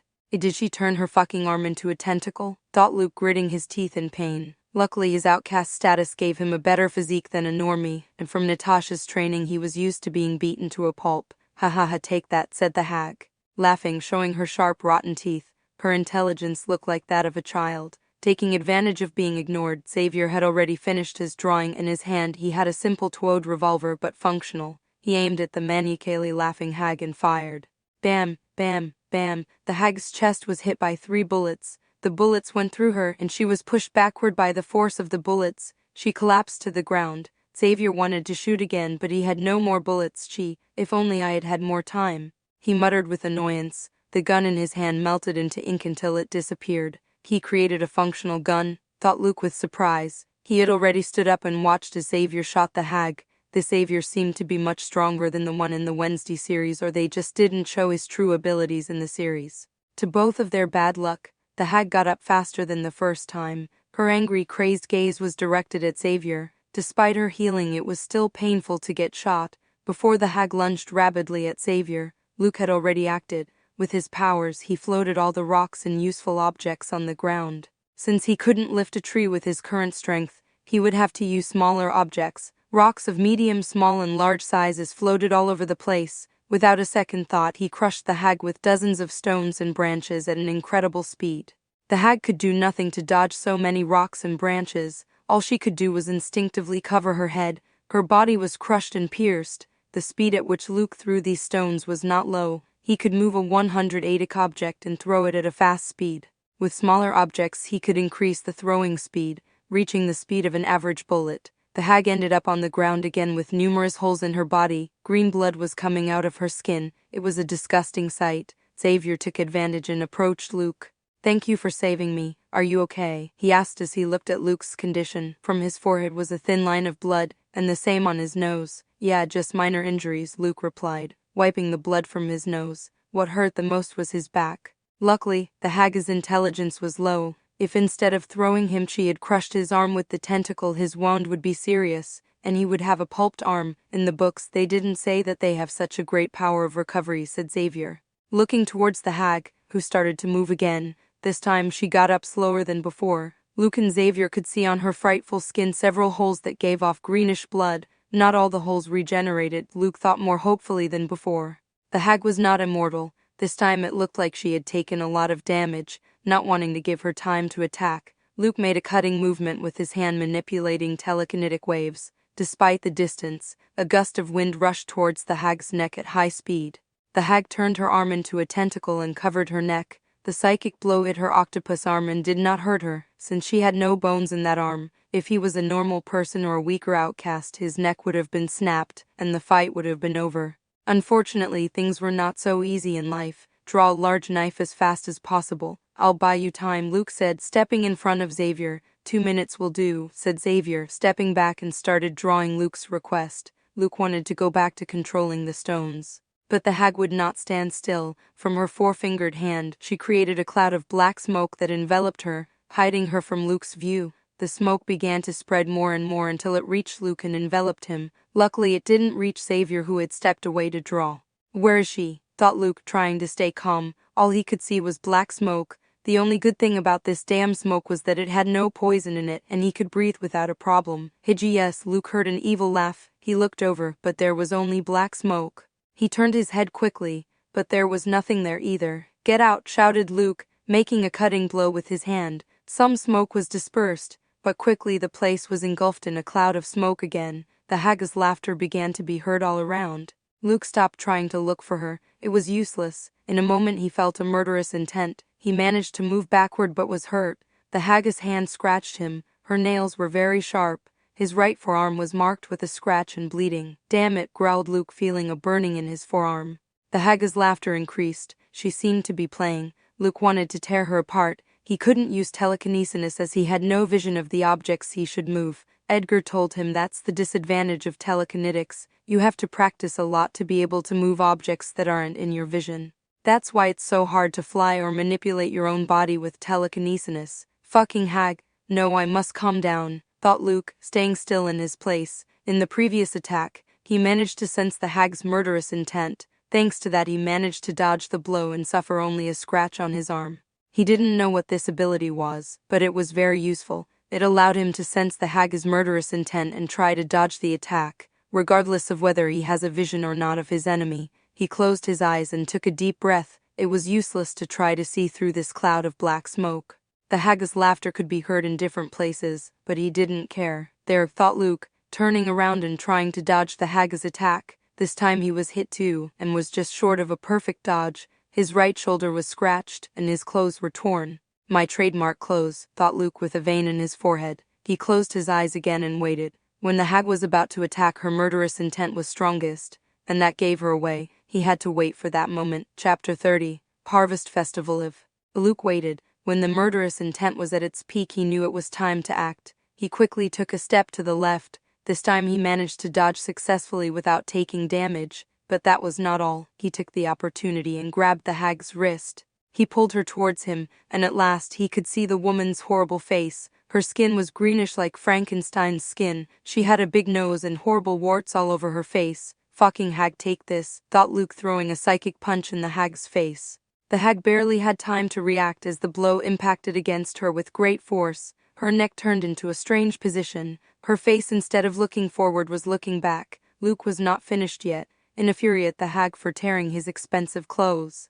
He channeled his psychic energy. He reached out with both hands and summoned telekinetic waves, pushing the hag as hard as possible. The telekinetic waves hit the hag with overwhelming impact. With a scream of pain, the hag was sent flying backward like a cannonball. She crashed into a tree again, but this time with greater force than before, sending the hag several meters backward. The cloud of smoke dissipated in a matter of seconds as her caster was no longer there. Luke here, said Xavier, who waited anxiously, watching the smoke cloud. Luckily, Luke seemed to be okay. He threw a long knife he was holding in his hand in Luke's direction. Don't throw something so dangerous like that, thought Luke, controlling the long knife in the air and floating it towards him. He watched the knife curiously. Xavier's drawing skill was very good. As it was only a drawing made with black pencil, it was strange. but he could tell it was sharp like a real one. Without wasting any more time, he approached the hag with a knife in hand and a deep frown on his face. He knew the hag had an incredible recovery. She should possess an enhanced green aura or who knows what. She was lying leaning against the tree. Her neck was bent. With her hands she adjusted it. Not a pleasant scene to witness. "Let's see if you survive this," thought Luke, approaching the hag with an angry look on his face. Luke, controlling the knife with his telekinesis, directed it at high speed towards the hag's neck, who could not react in time. As she was recovering, she was decapitated. Her head fell into the hollow between her legs, and green blood began to flow from her neck as if from a fountain. "That should do it, shouldn't it?" asked Luke, but he noticed that the hag's eyes kept moving, showing that they harbored life. The hag's hands tried to grab her decapitated head to put it back in place, but before she did that, Luke pushed the head away with telekinesis. "We'd better amputate all her limbs," suggested Xavier with some displeasure as he saw the hag start to crawl around looking for her head. "Yeah," said Luke with a grimace. He took control of the knife again and began to cut off the hag's limbs. After a few minutes, the process was over. He cut off both arms and both legs of the hag, a grotesque scene. The most horrible thing of all was that the damned hag was still alive. Her severed limbs wanted to crawl back to her torso as best they could, keep them away for a while. Xavier said, taking out his notebook and pencil again. Before long he was drawing ropes. Luke with his telekinesis tied all the limbs in the hag's head to a tree so they couldn't get back to her torso. Luke was reminded by the scene of when in One Piece, Luffy defeats Buggy the Clown, tying his limbs so they don't go back to his torso. Only this was much bloodier. Since there was no devil fruit, the hag did have blood and bones. "Should we burn her?" asked Xavier, looking at the gruesome scene with a raised eyebrow. As an outcast, he didn't get much of a mental shock from this scene, just some disgust, as did Luke. "Outcasts burning a hag?" asked Luke, escaping a slight chuckle. Usually the burning of hags is done by normies, not by outcasts. Xavier also thought it was funny how ridiculous that sounded and started laughing along with Luke. A bizarre occurrence through and through. They were this close to dying tonight, but now they were laughing as they had the hag's limbless torso lying on the grass in front of them. Luke, Xavier, both boys turned and looked at Sabrina and Enid, who were looking at them strangely. The girls approached. When Enid could see the hag's torso and limbs, she screamed in horror. She wasn't good at the gory stuff despite being a werewolf. "What have you done?" asked Enid, expecting the worst. They were laughing like maniacs, and there was a dismembered corpse. Her boyfriend was holding a large knife dripping with blood. She never thought these two would hate normies so much to go to these extremes. As for Sabrina, she also wore an expression of surprise, but not horror. It seemed that the bloody scene didn't make much of an impact on her. "Take it easy, Enid. Take a good look. She's a hag, and she's still alive," somehow Luke said, trying to calm his girlfriend. Enid moved closer and took a closer look. She could see that the hag's head was still wide-eyed and glaring hatefully at everyone. Her limbs wanted to break free from the ropes. "A hag?" said Enid, putting her hand to her mouth in surprise. "Are you okay?" asked Enid, approaching Luke and looking at him with great concern. She could see his wounds, just some scratches from that hag, said Luke, trying to reassure Enid. Before Enid could continue to worry about Luke, one more person appeared on the scene. "Disobeying my orders again, Luke. I don't know why I'm surprised." Everyone turned their heads towards the new person and saw a beautiful young woman with red hair and blue eyes. It was Natasha. "It's what teenagers do, isn't it?" said Luke. "You've been doing it since you were born," replied Natasha, coming closer and looking at the hag's torso. "Who is she?" thought Enid in alarm. She seemed to have known Luke for a long time. In her head, she started to create many crazy stories and looked cautiously at Natasha. Natasha was a full-fledged beauty and looked to be in her mid-20s. Any man would drool just to see her. Enid's reaction was normal. Xavier became nervous as he watched Natasha so close to them. "She's my legal guardian," Luke told Enid. He knew how jealous Enid could become, so it was best to explain this as soon as possible. Luke, while fighting the hag, decided to send a telepathic message to Natasha to head here. The redhead had been looking for any trace of the Spellmans since they arrived in Jericho, so it seemed logical to tell her about this, despite the lecture she would give him later. As she was doing her nightly patrol in search of traces of her enemies, it didn't take long for Natasha to arrive. "How do we kill her? Since when did the hag have so much vitality?" asked Luke. What he learned from the hag wasn't much. Someone like Natasha would know more and could explain things better to him. Each one has different abilities. After all, when they were saying they had a specific type of aura, this hag should have a green aura. "She must have enhanced her powers through dark rituals and ended up losing her sanity," replied Natasha, making conjectures. "But all the hags share the same weak point," added Natasha. pulling out a hunting knife from one of her pockets and approaching the hag's torso. Does she carry that knife with her all the time? Thought Xavier. They have their black heart in their stomach. You must always aim there, it's small. You must be precise, said Natasha, bending down and plunging the knife into her stomach. The hag's head, which was tied to a log, started screeching like never before in pain. A few seconds later her eyes became lifeless, her limbs became still, they were no longer moving. You three, Natasha said, getting up as she wiped the blood off the knife with a handkerchief. Principal Larissa is waiting for them. You must return to Nevermore. It's already late. The other students are already back, she added, looking at Xavier, Enid and Sabrina. What about Luke? Asked Enid, reluctant to part from her injured boyfriend. His wounds need to be tended to. They'll go later, said Natasha, leaving no more room for discussion. Enid kissed Luke goodbye with a quick kiss and returned with the other two to the festival, which was already closing. I'm sure the hag wanted to kill me. She was calling my name, and her target was me before Xavier, Luke said once he found himself alone with Natasha. Yes, there's no doubt it was those bastards. There were no hag sightings in Jericho before, nodded Natasha with a frown. How do they control a hag? Asked Luke doubtfully. The minds of the hag are corrupted and demented, but they can be controlled, though this is no easy feat. They are savage beings who act on impulse. Controlling them is very dangerous, as they may end up attacking you, Natasha replied with a thoughtful look. Through the blue aura? Asked Luke. Edgar told him that an advanced ability of the blue aura was mind control. The ability to control the thoughts and actions of others, similar to Harry Potter's Imperious Curse. No, for that mind control you need the victim's mind to be in condition. A hag's mind is corrupted and almost impossible to control with that method, Natasha replied.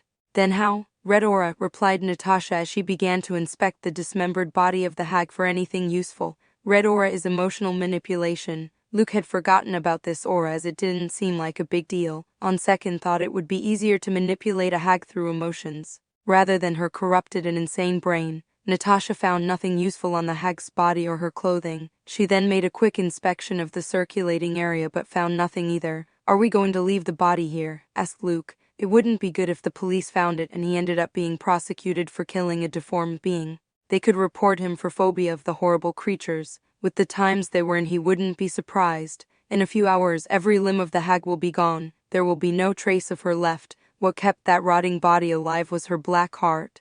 Natasha said. Luke nodded. In class, they hadn't taught him much about the hag. They should have given more information. They arrived back at the festival, which had almost no people left, just the stall keepers closing up. They went to Jericho General Hospital where they treated Luke's wounds, which were only minor cuts and a few bruises. Natasha then called for a cab to Nevermore. This time she accompanied Luke. Aren't you going to lecture me? Asked Luke, looking at Natasha. No, why would I do something useless? You have done well to defeat that hag.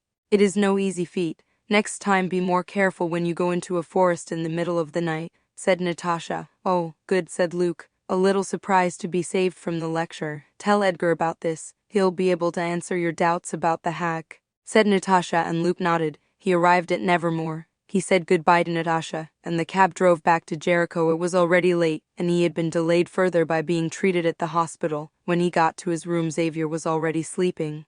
He was snoring like never before. He looked exhausted, both from his failed date with Bianca and from being on the verge of death. Luke was tired too, but before he went to sleep he was supposed to talk with his great-great-grandfather. Chapter 31. 3 Aura User. Luke took the necklace from his bedside table, got into his bed and closed the curtains so as not to wake Xavier. He put the candlestick inside and turned it on. With the curtains closed he couldn't see anything, so he needed some light. Sitting cross-legged, he began to tactlessly shake the necklace. Wake up quick, Luke thought with little patience. He was sleepy and had many questions that only Edgar could answer for him. You smelly brat, how many times have I told you not to be so rough waking me up? Complained Edgar, coming out of the collar. Unlike his usual classic attire, he was wearing pajamas and einteicht. What a pathetic cap, thought Luke, looking at the triangular cap of soft striped fabric. I was attacked at the festival, said Luke through the mental link he created with Edgar. You deserve it, ranted Edgar, who didn't feel like talking through the mind link. He could only be heard by Luke anyway. Luke knew that his ghost great-great-grandfather was angry that he didn't take him with him to the festival and left him alone in the room. Tomorrow I will take you. It will be livelier since it is the last day, Luke said, trying to control his expression so as not to show annoyance. Luke knew that the old man was very spiteful, and if he didn't satisfy one of his needs, he wouldn't answer his questions. You seem to be being a more filial grandson. Tell me about your attack, Edgar said after a few seconds with a slight smile. I was attacked by a hag. Begin, Luke. After a few minutes, he finished narrating everything that happened in the forest. If she said your name and was aiming at you, there is no doubt it was the work of the Spellmans. No one else would have such a grudge against you, Edgar said. Wasn't it that they wouldn't try to murder me if I was here? Asked Luke. He didn't care much about the assassination attempt. It was exciting to fight for the first time with his powers. I told you if you were at Nevermore, they wouldn't try to assassinate you. If you ran off with your girlfriend on a date off school grounds, that's another thing, Edgar said with a smirk. Luke couldn't argue against that logic. But it's a good thing. Thanks to them, I gained battle experience, Luke said with a slight smile. Remembering the battle a few hours ago, at first seeing the hag's murderous and insane aura he felt chills, but when he was in battle and was able to tear apart the hag that taunted him, it was a comforting feeling. Edgar looked quizzically at Luke. It had been a long time since he had trained a family successor with this kind of personality. It reminded him of himself. Instead of feeling fear because someone unseen is trying to assassinate you, he seems to want more assassins to keep sending him to continue fighting. Deathmatches are best for growth and development, Edgar said with a slight smile. However, they will now have more accurate information on your current strength. In their next plan to assassinate you, they will send someone stronger or perhaps use more stealthy methods if they continue to try, added Edgar. Yes, to control the hag it had to have been a red aura user. Right, Luke. Yes, blue aura mind control, no matter how advanced, can't control a hag who has a corrupted mind and is completely insane. A person with a red aura can control emotions. A person like a hag who is insane and driven by instincts is the easiest prey to manipulate. This doesn't mean it's easy though. If you do it wrong, the hag may end up attacking you, Edgar replied. So are people with uncontrolled emotions or emotionally vulnerable the easiest to manipulate? Asked Luke, and Edgar nodded. For quick manipulation, yes. Also, red aura users for sane people can subtly manipulate them, without them even realizing it. That's the most terrifying thing. You can end up at their mercy and you'll never notice. A self-aware puppet, enslaved to the red aura user, far superior to blue aura mind control that looks like robots when you control them. Edgar explained with a straight face. That's dangerous, thought Luke, who was listening intently. It wasn't anything crazy that was superior to the blue aura's mind control. After all, the red aura was specific to emotional control. In contrast, the blue aura had multiple utilities: telepathy, mind control, mind reading, etc. Is the hag's high regeneration the same for all hags? Or is it because this hag had high regeneration? Asked Luke. He had broken her neck, torn her apart, and the hag was still alive. It wasn't a normal regeneration at all. Why do you think a psychic ends up corrupting his mind and turning into a deformed, insane being? Asked Edgar. To increase his power, replied Luke. Not quite sure. That's one reason, but not the main one. As I've told you before, psychics are the outcasts who can become more powerful than anyone else. However, we do have one fatal weakness, said Edgar. Which one? Asked Luke with a raised eyebrow. Life expectancy. Unlike vampires, werewolves, gorgons, etc., who can live over 200 years,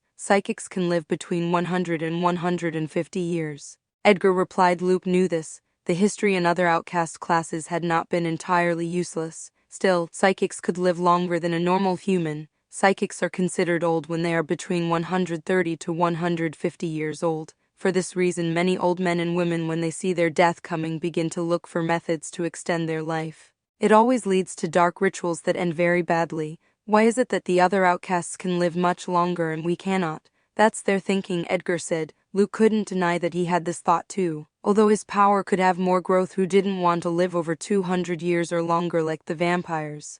Ultimately, the rituals or ways they seek to increase their vitality always end up making all the hag end up having a great regeneration. Although the hag you faced was an advancing case, so it is almost certain that she possessed a green aura that boosted her regeneration, said Edgar, ending his answer. I understand. It's not all about increasing their powers, Luke said. Yes, but there are always particular cases of psychics who try to rapidly increase their powers by dark rituals and end up corrupting their minds. Not all of them are old men and women seeking immortality, said Edgar. How did she manage to transform her arm into an octopus tentacle? She also summoned black smoke out of thin air, asked Luke doubtfully. Black magic. Who knows what dark spells that hag learned to end up like that? Instead of learning the powers they have with their aura, they are greedy and want to have powers from different auras, said Edgar, shaking his head. If everyone could have two auras, the world would be very unbalanced. That's why it's so rare for a person to have dual auras. By the way, how did you defeat the hag if you couldn't see anything? Asked Edgar with a hand on his chin.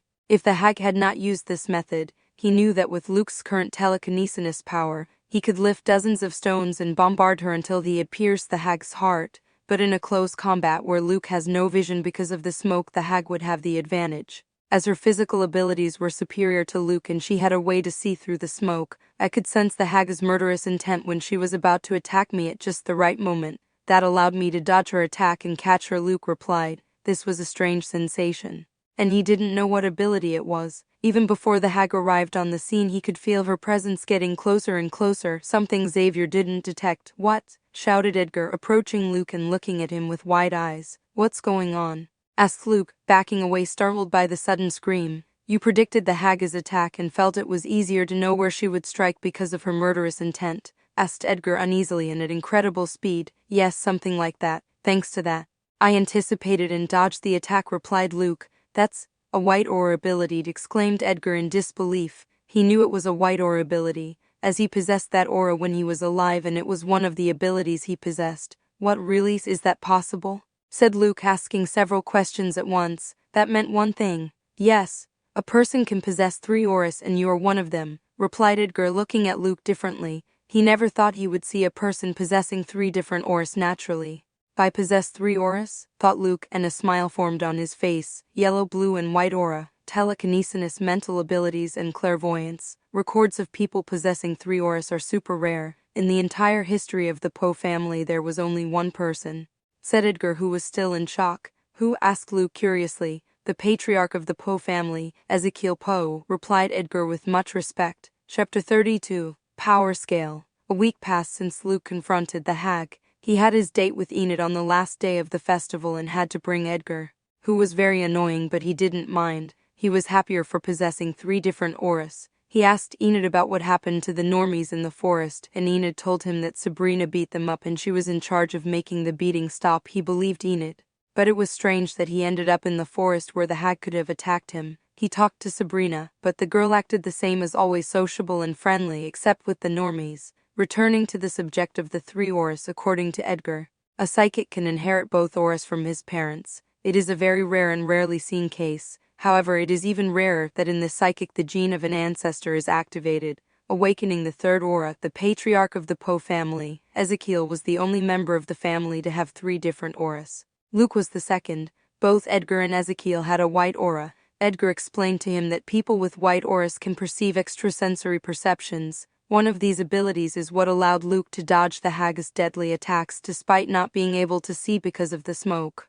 A kind of 6th sense, this ability is very useful for combat. It reminded Luke of Spider-Man's spider sense or the observation of hockey in One Piece. These are useful skills for combat. In addition, clairvoyance has other utilities such as the ability to see the aura of psychics or have a stronger spiritual connection. Luke didn't care much about the spiritual connection. He didn't want to see scary ghosts while he was taking a piss or a shit in the middle of the night. What good would it do him in a fight? It would be uncomfortable if he was taking a shit and a ghost was staring at him.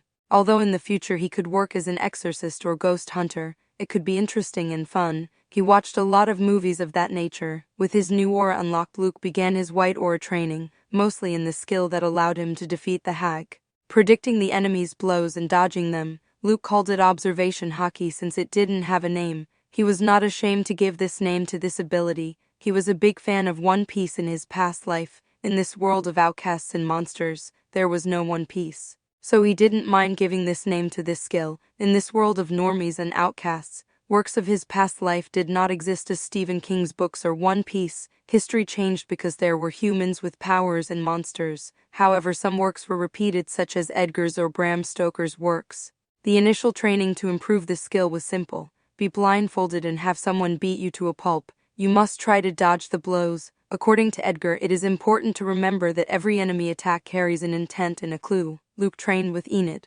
It was much harder to dodge his girlfriend's blows, as she had no murderous intent against Luke like the hag. But he had no other hag to train this skill with, so he had to do it this way. The fight against the hag brought more benefits besides awakening his 3rd aura. His telekinetic abilities had improved. Several months ago his weight progress was slow, i.e., being able to move objects with his telekinesis. Thanks to his death match, he managed to overcome this slow progress and reach 195 IQ.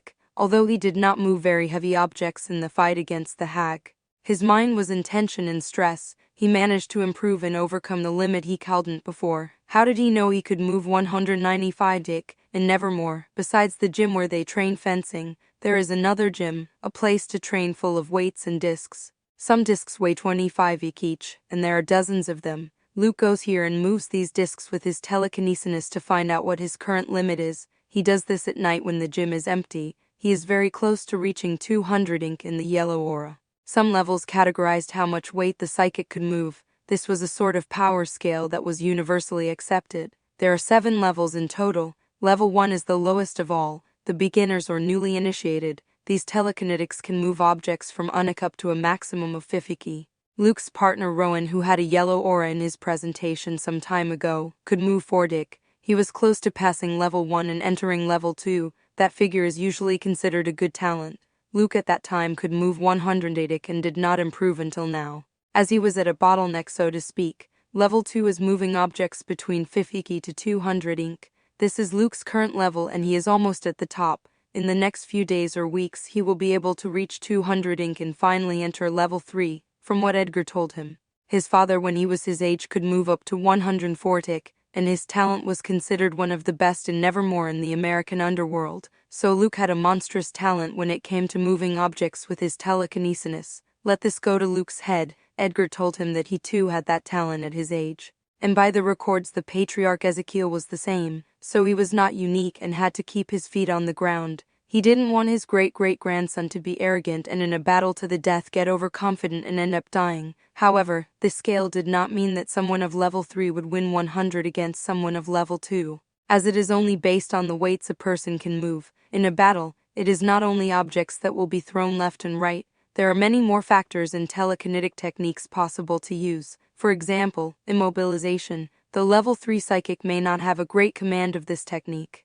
If the level 2 psychic has a great mastery of this technique, he can defeat the level 3 psychic despite being able to move fewer kilograms/pounds. Another example would be the amount of objects at the same time that you can control and the speed they reach. Maybe the level 3 psychic can move 300 but not on many objects. On the other hand, the other psychic has more practice with many objects at the same time and his throwing speed is higher. That's why it's important that in training you don't just try to move a single object heavier. What's the point of moving 200 if you can't move 20 objects of 10 each at the same time? Maybe in battle, there is not one object that weighs 200 and you're ruined. In the other auras they also tried to make a similar power scale, but with different measurement parameters. The problem was that in some auras it was very difficult since it is not as easy as telekinesis where you move heavier and heavier objects. For example, in the blue aura there were a lot of mental abilities. How do you rank that? With the red aura, how do you measure the user's ability to manipulate a person? Those are difficult things to measure and make a ranking, so the current rankings are not very accurate. Psychics won't be willing to tell you the extent of their abilities so you can make an accurate ranking. Finally, over 200 Luke muttered with sweat on his forehead. As 8x25 discs and 1x5 discs dropped to the gym floor, a total of 205. It was late at night, and he was alone training in the gym. Welcome to level 3. Well done, said Edgar, looking at his great-great-grandson with some pride. Thank you. By the way, what level did you reach when you were alive? Asked Luke curiously. He knew his great-great-grandfather possessed a yellow aura, in addition to the white one. I already told you that the ranking is not very accurate, but if we take into account only the amount of weight I could move with my telekinesis, I reached the top of level 5. Answered Edgar. Just that? I thought you would have minimally reached level 6, said Luke. He knew his great-great-grandfather was a very powerful and famous outcast when he was alive. Only that, repeated Edgar with a vein on his forehead. Level 5 is something achieved by few psychics in the whole world. He added, you'd find yourself at the top of the food chain. Besides, I was only 40 years old, he said with a slightly arrogant smile. Well, it's true, he had 100 years and a bit more to live. He could have made it to level 6, thought Luke, looking at his ancestor differently. If you were at the top of the food chain, why did you die? Asked Luke with a raised eyebrow. That scoundrel Edward Spellman reached level 6 thanks to his demonic pact. Besides that, it was 2 versus 1. That's how they defeated me. The deal not only improved his ability to move objects but also his other abilities. Edgar replied with hatred in his eyes. Luke already knew the name Edward Spellman. His great-great-grandfather had mentioned him before, and whenever he did it was to insult or ran against this person. He was the head of the Spellman family in Edgar's time, and his arch-nemesis who murdered him started the grudge between the two families. "He's dead, isn't he?" asked Luke. Edgar was born around 1800. Considering Edward was of the same generation, he must have died in about 1950 or so. "He is alive. The deal with the demon not only improved his powers but also extended his life expectancy, so you'll have to get to level 6 if you want to defeat him." Edgar replied matter-of-factly. "Doesn't he have too high expectations?" Luke thought with a frown. He wanted a 14-year-old to defeat a 150-year-old psychic who made a deal with a demon. Not only that, the Spellman family continued to function unlike the Poes. They had more family members to fight. In contrast, Luke was on his own. His only companion was Natasha. "Didn't he go bonkers like the hag?" asked Luke. "No. Deals with demons don't make you lose your sanity. However, they do have other disadvantages which I'll tell you about later. Many psychics who want to increase their lifespan would rather use dark rituals and the possibility of becoming insane than make a deal with a demon," replied Edgar. "Why not now?" thought Luke, but he didn't say anything. He knew Edgar wouldn't talk about demons if he didn't want to. He's very stingy with the information he tells him. "The patriarch Ezekiel, did he reach level 7? asked Luke. "It is not known. In his time there were no such rankings, so there is no record of what level he reached. I would estimate that minimally he made it to level 6. In my time there was no record of people reaching level 7. Level 6 is considered the peak, and the people here are very few. Besides Edward, who made a pact with a demon to get there must be 10 psychics or less at level 6 alive today," replied Edgar. "So few worldwide?" asked Luke in amazement. "In the USA," replied Edgar. Then it was true that he was at the highest in power, thought Luke, looking more respectfully at Edgar. He was at the peak of level 5 and possessed another aura, and he was only 40 years old. His great-great-grandfather, despite having possessed one less aura than Ezekiel, is on par with the patriarch of the Poe family. Chapter 33, Mother's Family. Luke was sitting cross-legged on his bed. His eyes were closed, and he was breathing calmly. He was meditating. Not a normal meditation. He didn't like that sort of thing. It was a meditation to enhance his blue aura. He never thought he would train meditating similar to Chinese cultivation novels. He didn't have much choice. How do you improve your blue aura, which is related to mental abilities? He cannot control, move and throw heavier and heavier weights as in his telekinesis. Edgar passed him the meditation method his mother used, and the results were not long in coming. The distance he could hold telepathic conversations had reached a staggering 35 in a lifespan of 4 months. His photographic memory was also much improved. This made it easier for him to do his homework at Nevermore. He hardly needed to study. 10 minutes passed, and an alarm went off on his cell phone. Luke opened his eyes slowly. "Meditation over," he muttered. Stretching and standing up, Xavier wasn't in the bedroom. He must be at his club, Luke thought. Just then Edgar's ghost came out of the necklace on the bedside table. "How did the meditation go?" asked Edgar. "Fine, I guess," replied Luke. "Teach me something useful for the blue aura." "Like mind reading or mind control," added Luke hopefully. He was already tired of meditating to improve his telepathy and photographic memory. His photographic memory was already very advanced. He could even remember things accurately from many years ago and from his past life, like when he read Carrie or older works. As for telepathy, he did not have much use for it. With the current mastery he had now, it was enough. The only thing he needed it for inside as useful was to keep in contact with Natasha in case the Spellmans attacked him or her. No one besides Natasha and Edgar knows he has a blue aura, so he can't use telepathy. If he decides to tell someone about his telepathy, it could be Enid or Xavier, but he doesn't see the point in telling them this. It could cause a card up his sleeve to leak out. And he doesn't want that. With them he can use cell phones and they live at the school. He didn't see the point of creating a telepathic link. "I can't," Edgar said, shaking his head. "Why not? It's a waste of the blue aura if I only use it for telepathy and photographic memory," Luke said with a grimace. At this time he realized that learning skills are harder than one would think. You would think that someone with a blue aura could read minds easily, but that's not the case. You need to know the technique, and for that, you need a person to teach you or a book.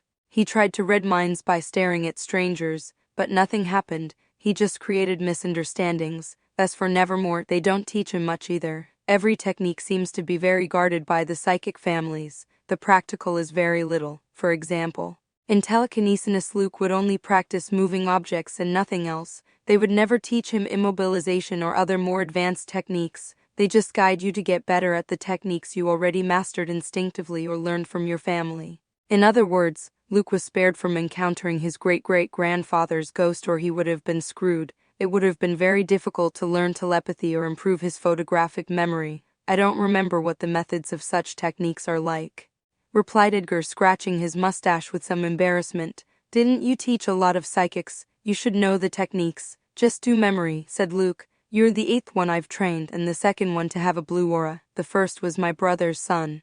Do you know how many years ago that was? I don't have a photographic memory like you. Usually members of the Poe family don't have a blue aura, so I'm not a specialist in that area. Luckily, I got your mother's method for telepathy and photographic memory since she married your father. But the other techniques were more secret, and she didn't have time to pass them on, Edgar explained. So I'll just use my blue aura for telepathy and photographic memory, asked Luke with a grimace. No, that would be a waste. There are 2 ways for you to learn techniques like reading or mind control, said Edgar. Which ones? Asked Luke impatiently. The first is through your mother's family, replied Edgar. Are they still alive? If they are, they should have the methods for the techniques, said Luke with a hand on his chin. His mother had a blue aura, she must have learned her techniques from somewhere. He didn't know anything about his family from his mother's side. Of course they're alive, Edgar said with a frown. Well, then I should just get in touch with them and ask them for a couple of secret texts. What could possibly go wrong, said Luke in a sarcastic tone.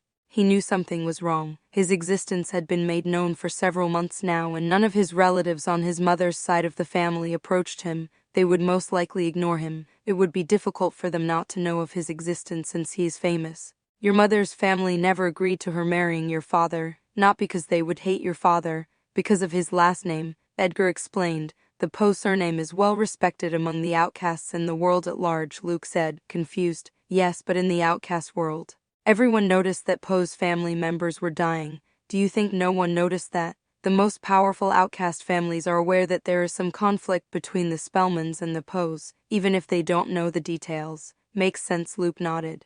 Your mother's family didn't want to make an enemy of the powerful Spellman family, so they forbade her to marry your father, but she disobeyed them, so she was exiled, said Edgar. If it had been in earlier years, they might have taken the risk and lent a hand to the Poe family. Luke thought, in his father's time, which wasn't that long ago, his father was the last living member of the Poe family that was about to collapse. Why would they help a family that was at the gates of the abyss? Gone was their former power and wealth. There was only one member left alive.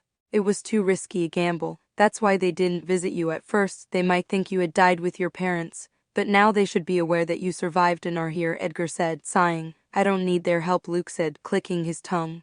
They abandoned their mother. They were cowards. They were better off ignoring him. He would never ask them for help. What's the second option? Asked Luke. Don't you want to know the name of your mother's family? Asked Edgar. No, they abandoned her. I have nothing to do with them, replied Luke. Fine, the second way is for you to join the Nightshade Society, said Edgar with a mysterious smile. What is that? Asked Luke with a strange look on his face. He already knew what it was, but he had to act like he didn't know anything. It's a Nevermore secret society. It was founded by Goody Adams, a powerful psychic older than me. Although when she founded the society, Nevermore didn't yet exist, and its purpose changed over time. The important thing is the library and the place where they meet, Edgar explained. Wednesday's ancestor, thought Luke. In that library, will there be books with the techniques I'm looking for? Asked Luke. Yes, it's an elite social club. Their library is hundreds of years old. Its members were leaving very useful books to be used only by the members of the society, replied Edgar. Going in will be too much trouble. I'd better sneak into the living room and steal the books, then I'll return them. One read will do, Luke said. He had no desire to join an elite social club. Besides, he knew this club was useless now since they only used it for social gatherings. They had lost many privileges since a normie died a few years ago, the normie that killed Morticia Adams. No, you must officially enter. It's a tradition. Every member of the Poe family went in. You can't break a tradition of hundreds of years, Edgar said stubbornly.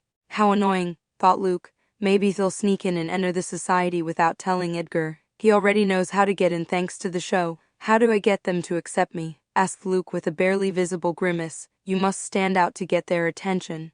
I don't think that will be difficult for you, Edgar replied with a slight smile. That's your current mission. Enter the Nightshade Society, he added as he stepped back into the collar. I don't care about family tradition, Luke thought. One of these days he would visit Edgar's statue and enter the Nightshade Society. It would be too much of a hassle to get the attention if he doesn't know who to get an invitation. Chapter 34. Profanation. One night Luke went to the statue of his great-great-grandfather. The statue of Edgar held a book in one hand, and on his wrist was a raven. Luke planned to borrow a couple of books, then he would return them. He knew he would have to snap his fingers twice for the statue to shift and show the hidden entrance. They're not having a meeting, are they? Thought Luke, who was dressed appropriately for the situation. He black overalls with the hood covering his head, gloves, pants, and a black scarf covering half his face. It was late at night on a Monday. It was only a couple of hours before the school day started. It would be strange if they had a meeting at this hour. Without another thought, he snapped his fingers twice. Instantly the statue began to recede, showing him a hidden passage. The place was dark, so he used the flashlight on his cell phone. Luke started down a staircase just like Wednesday did in the series. On the way he saw a lot of portraits of people he didn't know. He came to a room where in the center was the symbol of the Nightshade Society, a black skull with a star or something similar. In one of the pictures on the walls of the room he could see Mr. and Mrs. Adams, Wednesday's parents. Without wasting any more time, he headed for the libraries, which had hundreds of books piled high with dust. Hundreds of years made them have quite a collection, Luke thought. Looking at the shelves full of books, he began to look to see if the shelves had any distinctions so he would know what category was on each shelf. Since it would take forever if he searched book by book, there would not only be things about psychics and Oris but also other types of outcasts or history books. Luckily, he found small metal plates placed on the shelves, each with a different inscription. He approached the first plaque and read, "Werewolves." As expected, there were books dedicated to werewolves. As it wasn't what he was looking for, he moved on to the next shelf. On the plaque it said vampires. He kept looking until he finally found the shelf he needed. The one for psychics. That's a lot of books, he thought, looking at the tall bookshelf. He started browsing through several books. His goal was to find books that talked about the blue aura and showed methods to learn useful techniques, preferably mind control and mind reading. It took him almost an hour to find the books that would be useful to him. It took so long because the damn books had no titles, no cover. He got a book that talked about mind reading, another was on mind control, and the last one talked about mental protection. Very useful stuff. He didn't want someone reading his mind if he could help it. Mission completed, Luke thought with a slight smile. Now he was to go back to his room and read the books completely, then he would return them. Just then he heard several footsteps coming towards his location. Shit, Luke nervously looked around, looking for a place to hide. Luckily, he found a large, dirty closet in time. He propped the books on the floor of the closet. It would be awkward to wait with 3 heavy books until people left, and he might make a telltale noise. Why would they have a meeting at 4 in the morning? Thought Luke with a grimace. If he could avoid it, he'd rather not fight, but if he had no choice, he'd fight his way out. As he left the closet door slightly open, he could see that it was 2 people. They were chatting and laughing amicably. Did they know they had entered the lair of a secret society? He expected to find a group of cultists in masks and cloaks, but it was a boy and a girl kissing and fooling around. I told you the best place to do it is here. We won't bother anyone, the boy said with a smile as he placed kisses on the girl's neck. I don't know, Tommy. It's where we always meet with the club, said the girl with some doubt, but she could be seen enjoying the kisses the boy was giving her. Come on, Veronica, no one will find out. We can't do it in the dorms. The best place is here. Or do you want to do it outdoors? Asked Tommy with a playful smile. Well, all right, said Veronica. They stopped at the symbol of the Nightshade Society and began kissing passionately. The kisses each time went higher and higher. Tommy's hand reached down and started groping Veronica's ass. Luke was watching all of this in the foreground. The closet was not far away, and they had stood in the center of the symbol kissing. Although the lighting was dim, it was enough to see them. All the place could hear was the kissing and faint sighs of the couple. Luke couldn't believe his eyes. 2 outcasts about to have sex in the prestigious former Nightshade Society headquarters. If Goody Adams knew about this, she'd be rolling over in her grave. Luke recognized the girl, a very popular older student. Her name was Veronica Umbrio. Her popularity was among the highest in the school, surpassing Bianca and Sabrina. This is due to her appearance, perfect grades, and above all possessing a double aura. Of all the psychics at Nevermore, only 2 were known to possess a double aura. How did he know all this? Thanks to Enid. Otherwise, he wouldn't even pay attention to a Nevermore student, as it wasn't something he was interested in, since Veronica was one of the most popular people. Enid, the most gossipy person at Nevermore, had a lot of information about her for her blog. As for the boy, he has no idea who he is. He must be the stereotypical popular guy since he is hitting on the most popular girl, only with a few twists since he's an outcast. Luke was reminded of Brad and his girlfriend. Not a pleasant memory. Outcasts acting like normies. What a joke, Luke thought. Looking at the pair, he saw no difference between the two species. They were still teenagers with no control over their hormones. The couple lay down on the floor where the symbol of society was and began to undress. Are they going to? Thought Luke. Although he knew that teenagers, including himself, had more uncontrolled hormones, he would never do such an act in a place he considered sacred. Carefully, he pulled out his cell phone and selected his camera. Luke began to get photographic and video evidence. While the couple was engrossed in the carnal act atop the noble symbol of the Nightshade Society, why was he getting photos and videos of the carnal act between Veronica and Tommy? Just in case, if he was caught stealing the books, he would have a means to blackmail them and save himself from possible punishment. He could even continue blackmailing them in the future. Luke doesn't know how long it was before they were done. The couple lay on the floor. Veronica leaned against Tommy's chest. Get the fuck out of here already. Stop defiling this place. Luke thought grumpily. He wanted to sleep, and these idiots looked like they would fall asleep naked on the floor as if they were at home. 10 minutes later, they got dressed and left the place amid laughter, as if they had performed the most rebellious act of their lives. Luke waited 10 more minutes to make sure they didn't come back in case they forgot any items or anything like that. Then he left the place, taking the 3 books with him. The mission was completed. In the following days, he began to read the books. A serious reading would be enough to remember them in their entirety thanks to his photographic memory. It took a little longer as the information was complex. Edgar was pissed when he found out that Luke stole the books from the Nightshade Society and went on a big rant, telling him that he should join like all members of the Poe family. Luke stood his ground. He would not join that society, and certainly not after witnessing 2 members having sex in the society's main room. A useless club, maybe when Goody Adams created it.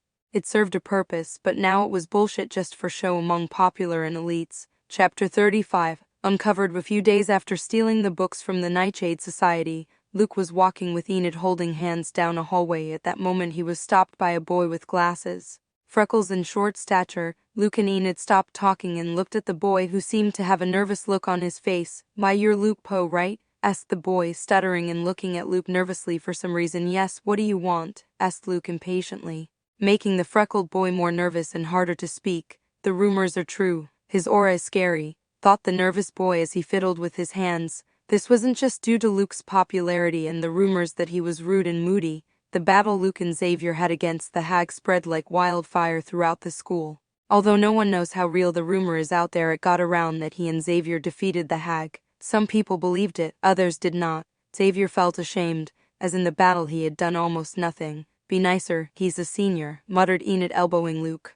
"Ouch," Luke complained. "B. Veronica wants to see you," finally said the freckled boy. "Veronica Umbrio?" asked Enid with her mouth hanging open. Everyone knew her, even the younger students. The boy nodded. Luke and Enid looked at each other knowingly. Luke had told Enid that he went into the Nightshade Society and stole 3 books. In the process, he saw Veronica and another student kissing and having sex. "This is bad, Luke. She must know you stole the books. They wouldn't be a Centennial Club if you could steal the books that easy," whispered Enid, turning around next to Luke to talk without being overheard. "Yes, it's true. It would be straightforward to rob them. Don't worry, I have the video to defend myself," Luke whispered with a slight smile. Enid's cheeks flushed as she remembered the video Luke showed her. "I could threaten her by saying you'll upload it on your famous blog," Luke added with a wicked grin. Enid's blog was seen by almost the entire school. "I'm not uploading that perverted video to my blog," whispered Enid, tapping Luke. "Just kidding," said Luke with a slight smile. "But she won't be able to threaten me for stealing the books.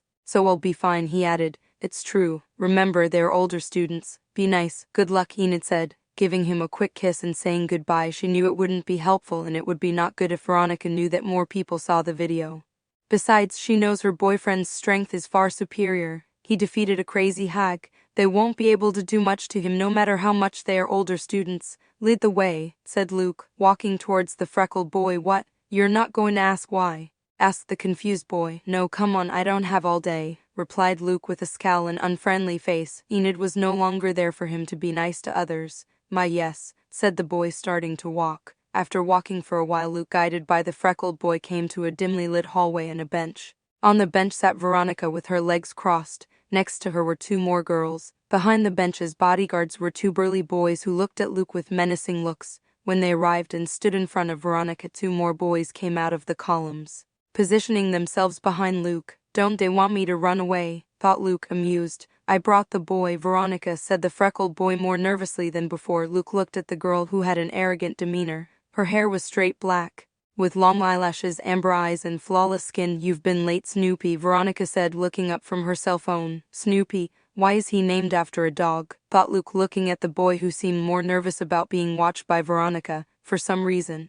His cheeks were slightly flushed, even though he was being reprimanded. Damn, you kept Veronica and the girls waiting, said a tall, muscular boy, grabbing Snoopy by the collar. Sorry, said Snoopy with fear and trembling in his tone. It's all right, Brad, let it go. He's kind of cute when he's shaking so much, said the red-haired girl next to Veronica. The girl had two pigtails and an amused look on her face as she licked a lollipop. Che, you always hide behind women, said Brad with contempt, pushing Snoopy. Hiding behind women or being an obedient dog to women? Asked Luke with a hand on his chin. What? Asked Brad blankly. I'll put it simpler for you. You despise him for hiding behind a woman, but you obey that woman as if you were an obedient dog. Since when are werewolves domesticated dogs? Said Luke with a smile full of disdain. It was easy to tell that Brad was a werewolf. His sharp nails gave him away, along with his violent temper. He's defending me, thought Snoopy in surprise. Well, on second thought, Snoopy is also a domesticated dog that obeys her commands. I guess you're on a higher level, added Luke, shaking his head. Snoopy, you fucking brat, snarled Brad angrily, lunging towards Luke. But just then Veronica spoke. Stop. Brad's hand came within inches of reaching Luke, who decided to despise him because his name was Brad, a name he didn't like. That's it, obey dog, Luke said with a smile. Brad had a vein in his forehead, but seeing Veronica's unperturbed look, he did nothing and walked away. Ha ha ha, this kid is so funny, laughed the redhead, unable to believe how rude Luke was to older students. What do you need me for? I'm a busy person, Luke said with no patience. As for busy, he was lying. He had already finished his training and planned to play video games. The redhead's laughter died down and she looked at Luke with a murderous glare. The whole place went silent. Luke was being watched by older students who seemed to want to kill him with their eyes, but he didn't flinch. His posture remained relaxed. Your arrogance trumps hearsay. I guess having the last name Poe and being a somewhat famous writer made your fame go to your head, Veronica said with a slight smile, breaking the silence. I guess being Miss Umbrio family and having a double aura makes you arrogant, Luke said with a slight sneer. The Umbrio family, besides being a family of psychics, possess great wealth in American normie society. They have a leading investment firm that manages a portfolio of financial assets. Their fortune is in the millions. Luke will never put his head down and does not feel inferior to Veronica. Although the Umbrio family is a millionaire, their history in the world of outsiders is inferior to Poe's history. If one had to make a top in terms of the most important outcast families in history, the Poe family would be at the top of it all, with the Spellmans, the Adams, and a few others. Did Veronica have two auras? Yes, but he had three. The only thing she could win on was that the Poe family had only one member and was broke in money matters. But that's because they had a war against the Spellmans, another high-grade family. Enough of this useless talk. Return the books you stole, accept your crime, and your punishment will be light if I'm in a good mood, Veronica said with a smile, wanting to see Luke's expression of surprise and fear. But his face didn't change. Books? I don't know what you're talking about, Luke said, playing dumb. Internally he was surprised. No one saw him when he stole the books. How did they know? Chapter 36, Fight versus Older Students. Don't play dumb. You think Nightshade Society books can be stolen so easily? Said the other girl sitting next to Veronica, speaking for the first time. Unlike the redhead who had a playful aura or Veronica who had airs of nobility and arrogance, this girl had shoulder-length black hair and an icy stare. Those are slanders and insults to my person. Where's the proof? Asked Luke. We have proof. We just have to show it to the principal. Stealing from the Nightshade Society is no light crime, said the same girl in a cold tone. Daphne, don't scare him, said the redhead with an amused smile, as if that society shit is the big deal. Luke thought with a grimace. He watched as they desecrated the main room of the society, and the culprit stood next to them. From the girl's expressionless tone, it seemed that they really did have a way to charge him and make him guilty. That would not be good. He doesn't want to be punished. He had to use his secret card. Just give the books back, kid, said another burly boy, putting his hand on Luke's shoulder and squeezing hard. Luke looked at him. Then from 1 second to the next the boy shot backwards until he hit a pillar. The sound of bones breaking could be heard. The boy lay on the ground, unconscious. Luke adjusted his strength. If he used his full power as he did against the hag, he could have done more damage. Although the boy was an outcast, his vitality couldn't compare to that hag. Only my girlfriend can touch me, Luke said, wiping his shoulder. Son of a bitch, shouted Brad, lunging at Luke, throwing a powerful punch. The one who had just been beaten to a pulp was his best friend. Your murderous intent is very high, thought Luke, dodging the blow easily. The speed was faster than Enid's, but thanks to his observation hockey, dodging it was easy. Luke threw a hook at Brad, who couldn't do anything and was hit. His head jerked back, but it wasn't enough. His werewolf stamina was too much, and Luke's physical strength was no big deal. Weak, growled Brad, lunging at Luke again. However, just as he was about to hit Luke, he felt his whole body being immobilized. He couldn't move. Luke extended his hand, pointing at Brad, who began to float, rising higher and higher, moving away from the ground, until at one point he descended at full speed toward the ground. Brad's body hit the ground at a great speed. He felt his nose break and felt a great pain in all his bones. Fucking, said Brad, trying to stand up. Luke extended his leg back and without a second thought kicked Brad full in the face. His kicks didn't stop until Brad was unconscious. Werewolf endurance is admirable, Luke said, and the place went silent. His left white sneaker was left full of blood. Snoopy looked at Luke with wide eyes and sweat on his forehead. He was amazed at Luke's strength, but more so at his brutality. You're crazy, Veronica said in an icy tone. She tried to be nice to a first-year student, but he ground her servants to the ground. Crazy me? Don't act like a normie. We're outcasts, Luke said with a slight excited smile. This was refreshing. At his previous Nori school, he couldn't have acted this way. Didn't he live in a normie orphanage? They all thought, looking at Luke like he was a maniac. I got too excited, thought Luke, covering his smile and returning to his normal expression. He's been smiling more lately. That's a good thing, right? You stole 3 books and attacked 2 students. Pray you don't get expelled, Veronica said with an icy stare. Yeah, whatever you say. Now get those 2 over here, Luke said, waving his hand at the 2 boys standing behind the girls as bodyguards.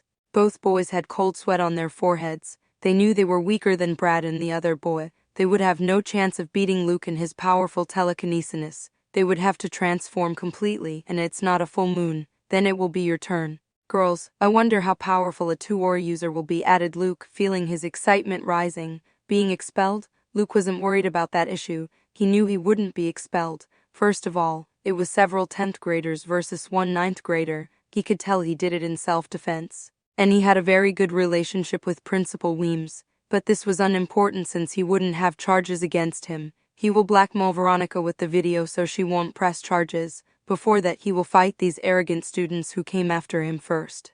Veronica stood up from her seat and stared at Luke. The 2 students behind her sighed in relief. Let's go, get those 2 up. Let's go see Principal Weems, said Veronica, starting to walk. The easiest way to take care of Luke is to show his crimes to the school authority.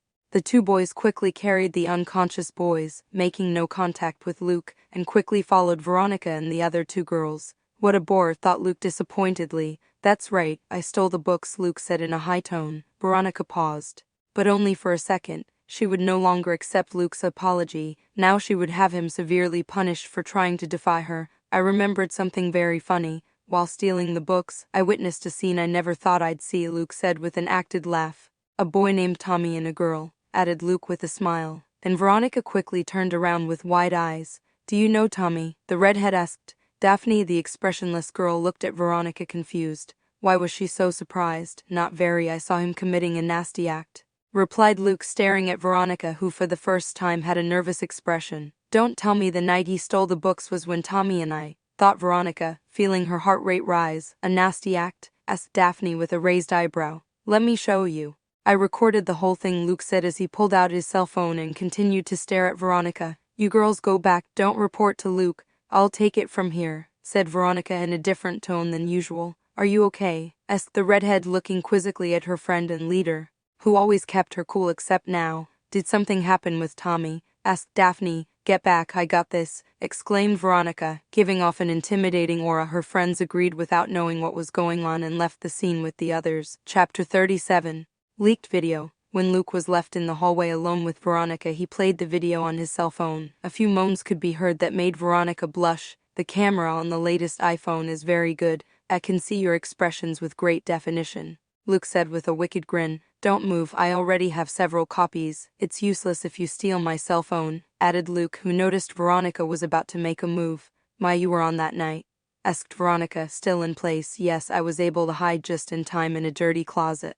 I never thought you would commit such an act on top of the noble symbol of the Nightshade Society, replied Luke, acting exaggerated on the noble side. What do you want? I won't rat you out to the principal that you stole the books. Do you want to join the Nightshade Society? With the support of several members I can get you in, said Veronica. Join that society? I don't want that.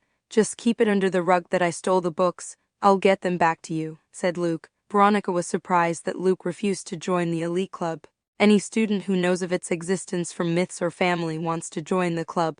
Have you read the books yet? Asked Veronica. Not yet. I'll get them back to you in a few days, Luke replied without further explanation. If this gets to the principal's ears and I get detention, the video of you and Tommy having sex will be seen by the whole school, said Luke in a threatening tone. He wouldn't mind uploading the video. Veronica looked around as Luke said sex wouldn't be good for anyone to overhear their conversation. Luckily, the hallway was empty. The perfect Miss Veronica Umbrio having sex on the floor like a savage. In the noble hall of the century-old elite club. What would Goody Adams say, or your parents? Asked Luke with a smirk. This arrogant idiot tried to threaten him and thought she had everything under her control. He had to show her place. No, please don't, said Veronica in desperation. Her life would be over. Her family would find out and might see the video. She would be a disgrace. I won't, as long as you don't cause me trouble. I'll ask you for a book or two. As long as you give it to me, the video won't get out, said Luke, putting the cell phone away. Unlike many scoundrels, he was a man of his word. He threatened her since he was caught and they knew he stole the book, but mostly because they came across as very arrogant, as if they were superior to him. When will you delete the video? Asked Veronica. When I want to. Write down my number. I may need a book in a few days, said Luke, passing his contact to Veronica, who had no choice but to accept. You can't release the video. We're family. You can't disgrace the family name. It will affect you too, said Veronica, trying to use one last card to see if she could save herself and have the video deleted. Luke for the first time had a puzzled look on his face. What are you saying? Are you out of your mind? Why your popularity can fall to pieces? Asked Luke. Don't play dumb. Your mother, Sophie, belonged to the Umbrio family. She was my aunt, and I'm your cousin, exclaimed Veronica. My mother belonged to the rich Umbrio family. Her brother is Veronica's father, which makes her my cousin, thought Luke with a surprised expression.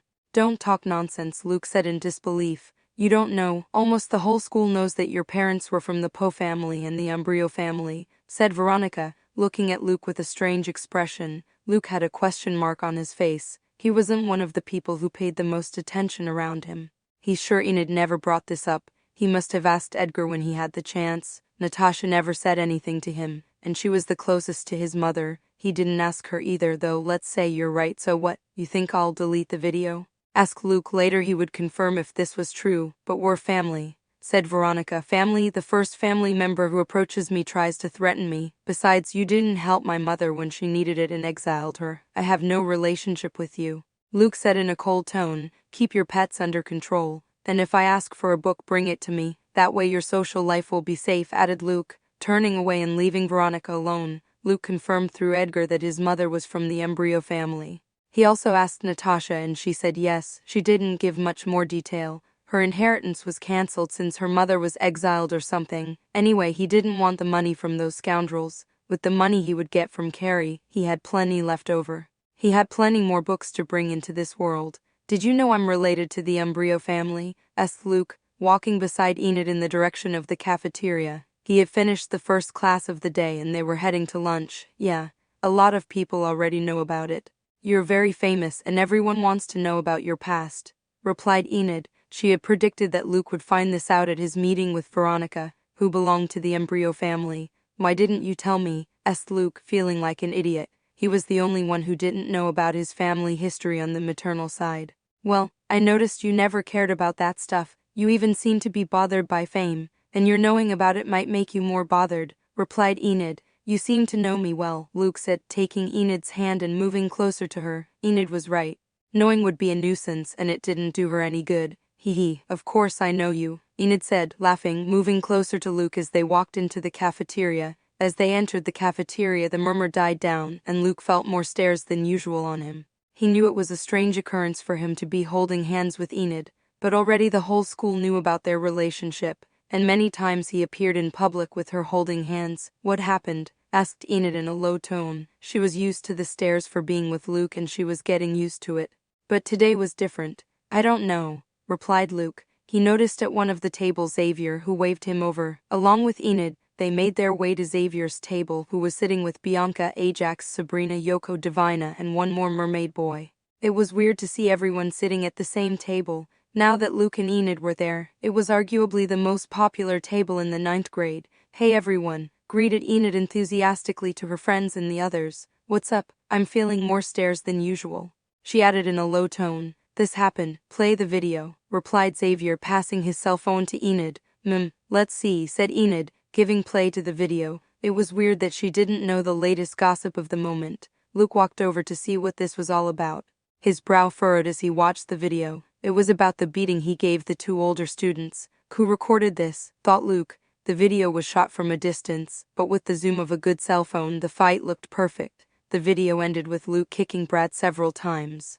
Viewed in third person, it looked pretty violent, but he had done it because the werewolf's stamina was so good. He wasn't a madman. "Luke, I told you to be nice to the older students, right?" asked Enid, staring at Luke. "Huh, did you say something like that?"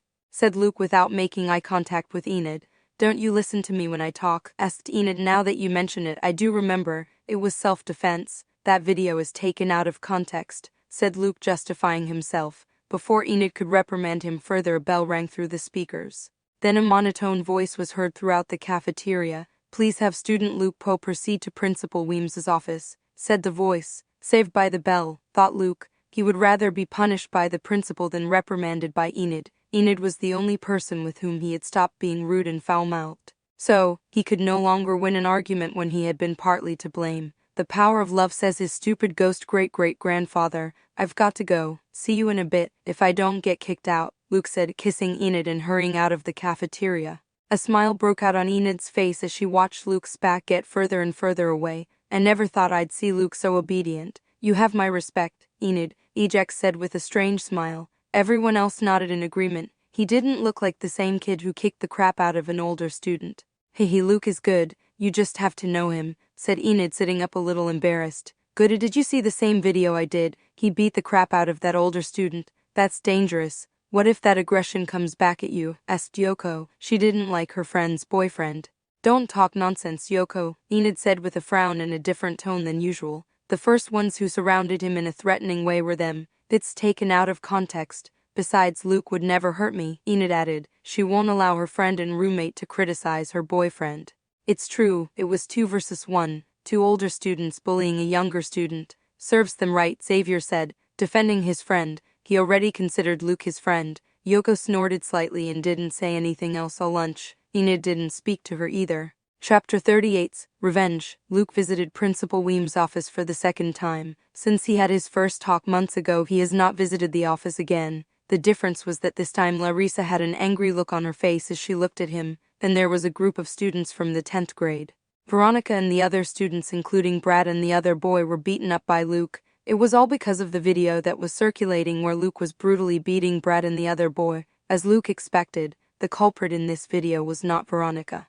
His cousin, as weird as it sounds to call her that, said she and the others were harassing him, and Luke just defended himself. She seemed very nervous. She knew that if Luke misinterpreted this, it could get her video with Tommy leaked, ending her social life and becoming a disgrace to her family. Veronica's friends, especially Luke's victims, couldn't believe that she was defending the guy who beat them up and stole their society's books. I understand. I can't let older students bully new students. They will be punished. 2 weeks, said Larissa, as she explained to them the punishment they would have to serve. It seemed strange to her that someone who was going to bully a person would openly say so to be punished, but that made things easier. Also, in the video, you could see that Luke was surrounded by several older students, and the latter were the ones who approached. "Although you acted in self-defense, you were very violent, Luke. For 3 days you will help the janitor," added Larissa, and Luke nodded with a slight grimace. "You are dismissed." "Luke, stay for a few minutes," said Larissa. Veronica and her friends left the office. "Why are you so suddenly helping that arrogant boy?" asked the redhead. "Ever since Luke mentioned that he sensed something funny, your attitude changed." "What happened?" asked Daphne, looking at Veronica with narrowed eyes. "Nothing, I'm just doing it because he's my cousin," Veronica said without further explanation and walked away from her friends. She took out her cell phone and texted Luke, explaining that she wasn't the one to blame for him being punished. He won't post the video. Will he? Thought Veronica nervously. "Why so much violence?" asked Larissa, looking at Luke. They backed me into a corner and I got nervous. I couldn't control my strength. They were two guys who outweighed me in height and weight," said Luke, acting as best he could. "Yes, of course," said Larissa, not believing a word of it. She knew Luke defeated a hag since she asked Natasha, and she confirmed it. He could defeat two werewolves who don't have their transformation without much difficulty. Let's put that aside. It's been several months since school started. "What do you think of Nevermore?" asked Larissa with real enthusiasm. "It's nice, better than I first thought," Luke replied. Being honest, at first he wasn't looking forward to attending Nevermore. The first few days and weeks of class he didn't like it much. But that changed when he met Enid and then became friends with Xavier. In the short time he knew Xavier, he considered him more trustworthy than Tom, his friend from the orphanage whom he had known for years. Although not because of this, he has enormous trust towards Xavier. On the other hand, the school facilities were very good. Delicious food, dormitories, places to train, nothing was lacking. Even a secret club library with very useful books. It was much better than living in an orphanage that was falling apart and full of annoying kids. "I'm glad to hear that," Larissa said with a smile. "But I've heard some rumors that you don't get along with everyone," added Larissa, not knowing how to say what was on her mind without sounding offensive. "I have a girlfriend and a friend. What more do I need?" asked Luke. "More than that would be a waste of time." "That's good. I was really surprised when I heard you had a girlfriend," Larissa said, and Luke raised an eyebrow at him. "It would be nice if you socialized a bit more. I was wondering if you'd like to join a club," she asked. Socialize more, thought Luke. Since he liked Larissa, he wouldn't be rude to her. Besides that, thanks to her he was able to make a contract with a publishing house without a problem. And it seemed that her concern was real. "I was actually thinking of joining the archery club," Luke replied. He wasn't doing it to socialize. He was doing it to learn how to handle the bow and combine it with his powers. "Hawkeye, here I come," Luke thought. Although it would be hard to get to that level, but with his telekinetic powers, he might have more power than the Marvel superhero. "That's great, your partner is in that club. It will make inclusion easier. Leave the paperwork to me. You start the following Monday," said Larissa, who seemed more enthusiastic than him. After a few more words, Luke left the office. As he walked to his bedroom, he saw Veronica's message. She looked very desperate. "I know, only if you were an idiot would you be the one to blame," Luke thought as he replied. He would not post Veronica's banned video because of this event. Most likely the person who recorded it was a third party who had nothing to do with it and noticed the group of people. Since they were very popular students, he decided to record while hiding. In addition to Veronica's message, he received a message from the bearded man who interviewed him on the day of the festival. He told him that his interview would go up tomorrow, and he had already done the necessary research to publicly condemn the unethical acts of the normie school and the bullies. Good news, thought Luke with a faint smile. The days passed at Nevermore. December arrived, and it was getting closer and closer to Christmas and the start of the new year. During this time, Luke joined the archery club and managed to learn how to shoot a bow properly. Although his aim was good, using a bow was not the same as using his hands or his telekinetic powers. To his surprise, the captain of the club was the girl with the calm expression and cool gaze who belonged to the 10th graders, one of Veronica's friends. Her name was Daphne and her archery skills were the best. To Luke's surprise, the captain was not reluctant to teach him. She put aside the earlier conflict they had and taught him the right way. Her professionalism was to be respected. Another important event was that his interview was posted on YouTube. It was the most viewed so far, surpassing 1 million views, a great number. What Luke found good about this was the stoning of the normie schools for expelling him and the bullies who picked on him. The bearded man presented a lot of evidence that made Luke's words about his past true.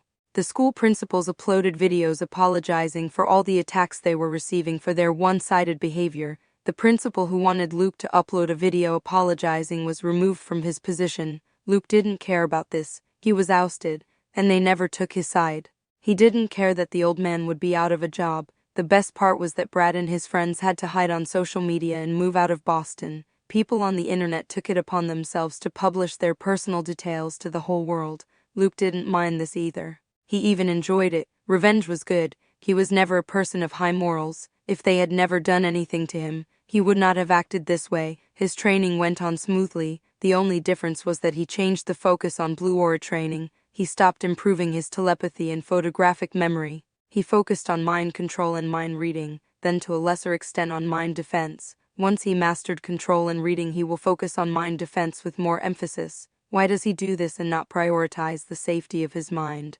According to the book he read on mind reading, only advanced psychics can read your mind by looking at you from a distance. At a beginner level, the person literally has to be looking at you very closely and can only read the thoughts you are currently having. They cannot navigate your mind and know your secrets. Knowing this, which student will have such a high level of blue aura? It is very difficult or almost impossible for there to be a student with such abilities. It would be like being level 5 in telekinetic abilities or having an old man like Dumbledore in the school. So he decided to devote more time to these skills. When he gets a good level, he will focus on mental defense. Christmas came. Luke bought 5 presents, 2 for Enid, 1 each for Xavier, Larissa, and Natasha. He would buy Edgar, but he is a ghost. The outings to buy the gifts were controlled by Natasha. She was more paranoid since the Haggis attack. Enid wanted to have a romantic Christmas dinner, but Luke couldn't leave Nevermore because of the crazy killers after him. The real culprit was Natasha, though Luke would agree to take the risk. It might make his Christmas a little more exciting. But Natasha wouldn't let him leave Nevermore without her watchful eye. It would be awkward to have dinner with Enid and have Natasha next to him, so he had to make do with the banquet held by the school. Nevermore was bathed in snow, and like Halloween, the students had taken it upon themselves to decorate the school in a Christmas fashion.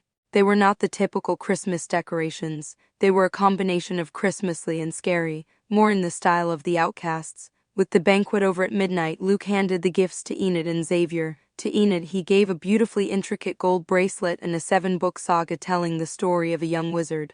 Yes, it was Harry Potter. It seemed that the author of Harry Potter was able to survive in this world and publish her work, not like Stephen King, so Luke could not plagiarize his works. Despite Harry Potter's fame, Enid had not read it. Xavier was given a very expensive wooden bow of excellent quality. He was very happy about the gift, as his first bow was normal and already had good use. Enid gave Luke a yin and yang necklace of kittens. The necklace was in pairs. One cat was black and hugged the white cat, forming the yin and yang symbol. Luke wore the black cat collar, and Enid wore the white cat collar. She also gave him a Christmas sweater. She had the same one. Both gifts match. Very typical Enid. Thus Christmas ended, becoming the most fruitful Christmas in Luke's life, although it wasn't too hard to top the previous ones. Chapter 39. Parents' Day ends badly. 3 months flew by. The new year had begun, and it was 2 months before classes and the school year ended. The months of January and February were hard for Luke. He hated having to wake up and have to get out of bed in freezing temperatures. Luckily that was over and spring had sprung. These months were very peaceful to Luke's liking. There was no attack from another crazy hag, though perhaps this was because he rarely left Nevermore. His assassins had no chance of attacking him, nor did he have another serious incident against older students.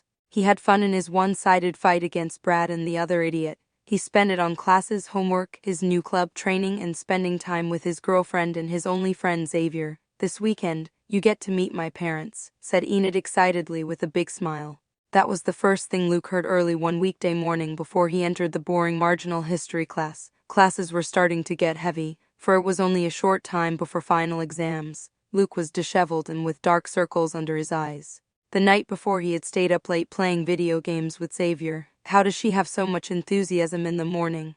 Luke thought, looking at Enid's wide smile. Already his brain was slow to activate in the morning, and his grumpiness reached the highest peaks in the day. Yeah, fantastic, replied Luke with zero enthusiasm in a tired voice. He woke up grumpy again, thought Enid, taking a deep breath. I'm sure you'll get along just fine, especially with my dad, said Enid, sitting down on one bench and opening the other for Luke. Luke sat down, seeing that he had no choice but to sit with his cute, chatty girlfriend. Luckily, the old teacher, who had many wrinkles, was very stern and did not allow the students to talk in his class. While he was giving his boring lesson, the class ended, and it was time for lunch. I created a basic guide so you know a few things beforehand. Before I met my parents, mostly for my mother, she can get very judgmental with strangers, said Enid, holding up a pink notebook with cute stickers. Let's do it while we eat, she added with her usual smile. I can't. Xavier asked me for a private chat between friends, you know. His problems with Bianca, whispered Luke. I understand, said Enid. We'll do that later, see you, said Luke, catching Xavier before he left. His lie could not be uncovered. This was clearly a lie he came up with on the spot. He didn't want to spend his lunchtime talking about Enid's parents and what he must do to get them to like him. So you brought me here because you don't want to have lunch with your girlfriend, Xavier said. Resting his lunch on the ground, they were on the rooftop. You make it sound bad. I need to recharge my battery so I can resist Enid's enthusiasm in the mornings, Luke said, starting to eat. It's already noon, said Xavier. He too had dark circles under his eyes. How long have you two been together? Asked Xavier. 5 months, almost 6, replied Luke. Why? It was rare that you two didn't have any fights or problems. Sooner or later something would come up, replied Xavier. Luke nodded. Xavier was right. So far they hadn't had any fights. It was very odd considering how different their personalities were, especially Enid's great enthusiasm for everything compared to how moody and impatient Luke was. How do you and Bianca work it out? Asked Luke. He knew Xavier was an expert at fights, as he had one every few days. He didn't know how he was still with that girl. If his canon calculations were correct, they should last a year and several months longer. How would they put up with each other that long when they fight so often? We yelled at each other for several minutes. Then we ignore each other until one of us decides to apologize or try to make up. It's usually me, replied Xavier. Nodded Luke. He didn't look capable of yelling. Even though he was someone moody, his anger was hard to provoke, especially to the point of screaming his head off. His grumpiness caused him to be rude to other people, and they ended up getting mad at him, not the other way around. The weekend is here. On Sunday was celebrated Parents' Day, a day that takes place once a year. Families attend picnics and luncheons organized by the school. Luke's parents were dead, so he would not receive a visit from his parents, but students were able to spend time with another student's family. He wasn't the only one without visitors. Xavier and Bianca didn't receive visits from their parents either, although their parents were alive. After a speech from the principal, the day's picnic with the families began. Luke watched the happy families. Xavier was with Ajax's family, and Bianca was with the family of one of her siren friends. He looked for Veronica since her father would be his uncle and her mother's brother. He found her sitting alone on a bench looking at her cell phone. Her millionaire psychic father must hardly pay any attention to her, Luke thought, shaking his head. So far he didn't upload the video of Veronica and Tommy, because his cousin had gotten him all the books he needed from the Nightshade Society library. His eyes moved again until they stopped on a very familiar blonde hair. It was Enid talking to her parents, specifically with her mother. Not far behind them were 4 boys playing roughly. They were her older brothers. Should I run away? Thought Luke seriously. He knew he wouldn't be able to get along with Enid's mother. From what he knows from Enid, she is very strict and judgmental. Luke wouldn't get along with this kind of person, as he is not someone patient, kind, or a stalking licker. His gaze met Enid's, and she raised her hand, calling him to come closer. Her parents also pinned their gaze on him. It's late already. I must have patience, Luke thought, walking towards his destiny. Luke, these are my parents, Esther and Murray. Mom, Dad, this is my boyfriend, Luke, said Enid, introducing her parents. Nice to meet you, Mr. and Mrs. Sinclair, Luke said, trying to put on his best smile that looked very forced and unnatural. Murray nodded to Luke without saying a word, but his expression was friendly. He was a man of few words, very different from his wife and children. Luke already liked him. Mrs., I'm not that old yet, said Esther. Luke felt otherwise but decided not to say anything. Mom, whispered Enid with a frown. Luke Poe, right? Asked Esther, looking up and down at Luke, who nodded slightly. A psychic, huh? Your parents didn't come? Asked Esther. Enid's expression turned nervous. Everyone at school knew Luke was from an orphanage. Her mother should be aware, it was common knowledge. They are 6 feet underground, Luke replied, surprising everyone with the answer. The atmosphere fell into an awkward silence as Luke and Esther looked at each other. Have respect for your parents, brat, exclaimed Edgar in an amused tone. On his face was a faint smile. The response was amused and with a hint of dark humor. It was witty, wasn't it? Said Luke mentally with a slight smile, looking at his great-great-grandfather, who shared the same type of humor. Esther and Murray looked at Luke's smile with slightly frightened expressions. What kid says his parents are buried 6 feet underground and has a smile on his face? This is going bad, thought Enid. She knew Luke's dark humor and had told him to keep it to himself at the first meeting with her parents. Luckily at that moment one of her rambunctious brothers showed up. I'm hungry, let's eat, shouted one of Enid's brothers, approaching their parents. Before long Luke found himself at a table sitting with Enid's entire family, plates filled with undercooked red meat. What a great feast, Edgar said sarcastically. Eat up, boys. You must fill your stomachs well, said Esther, starting to cut the meat with her cutlery.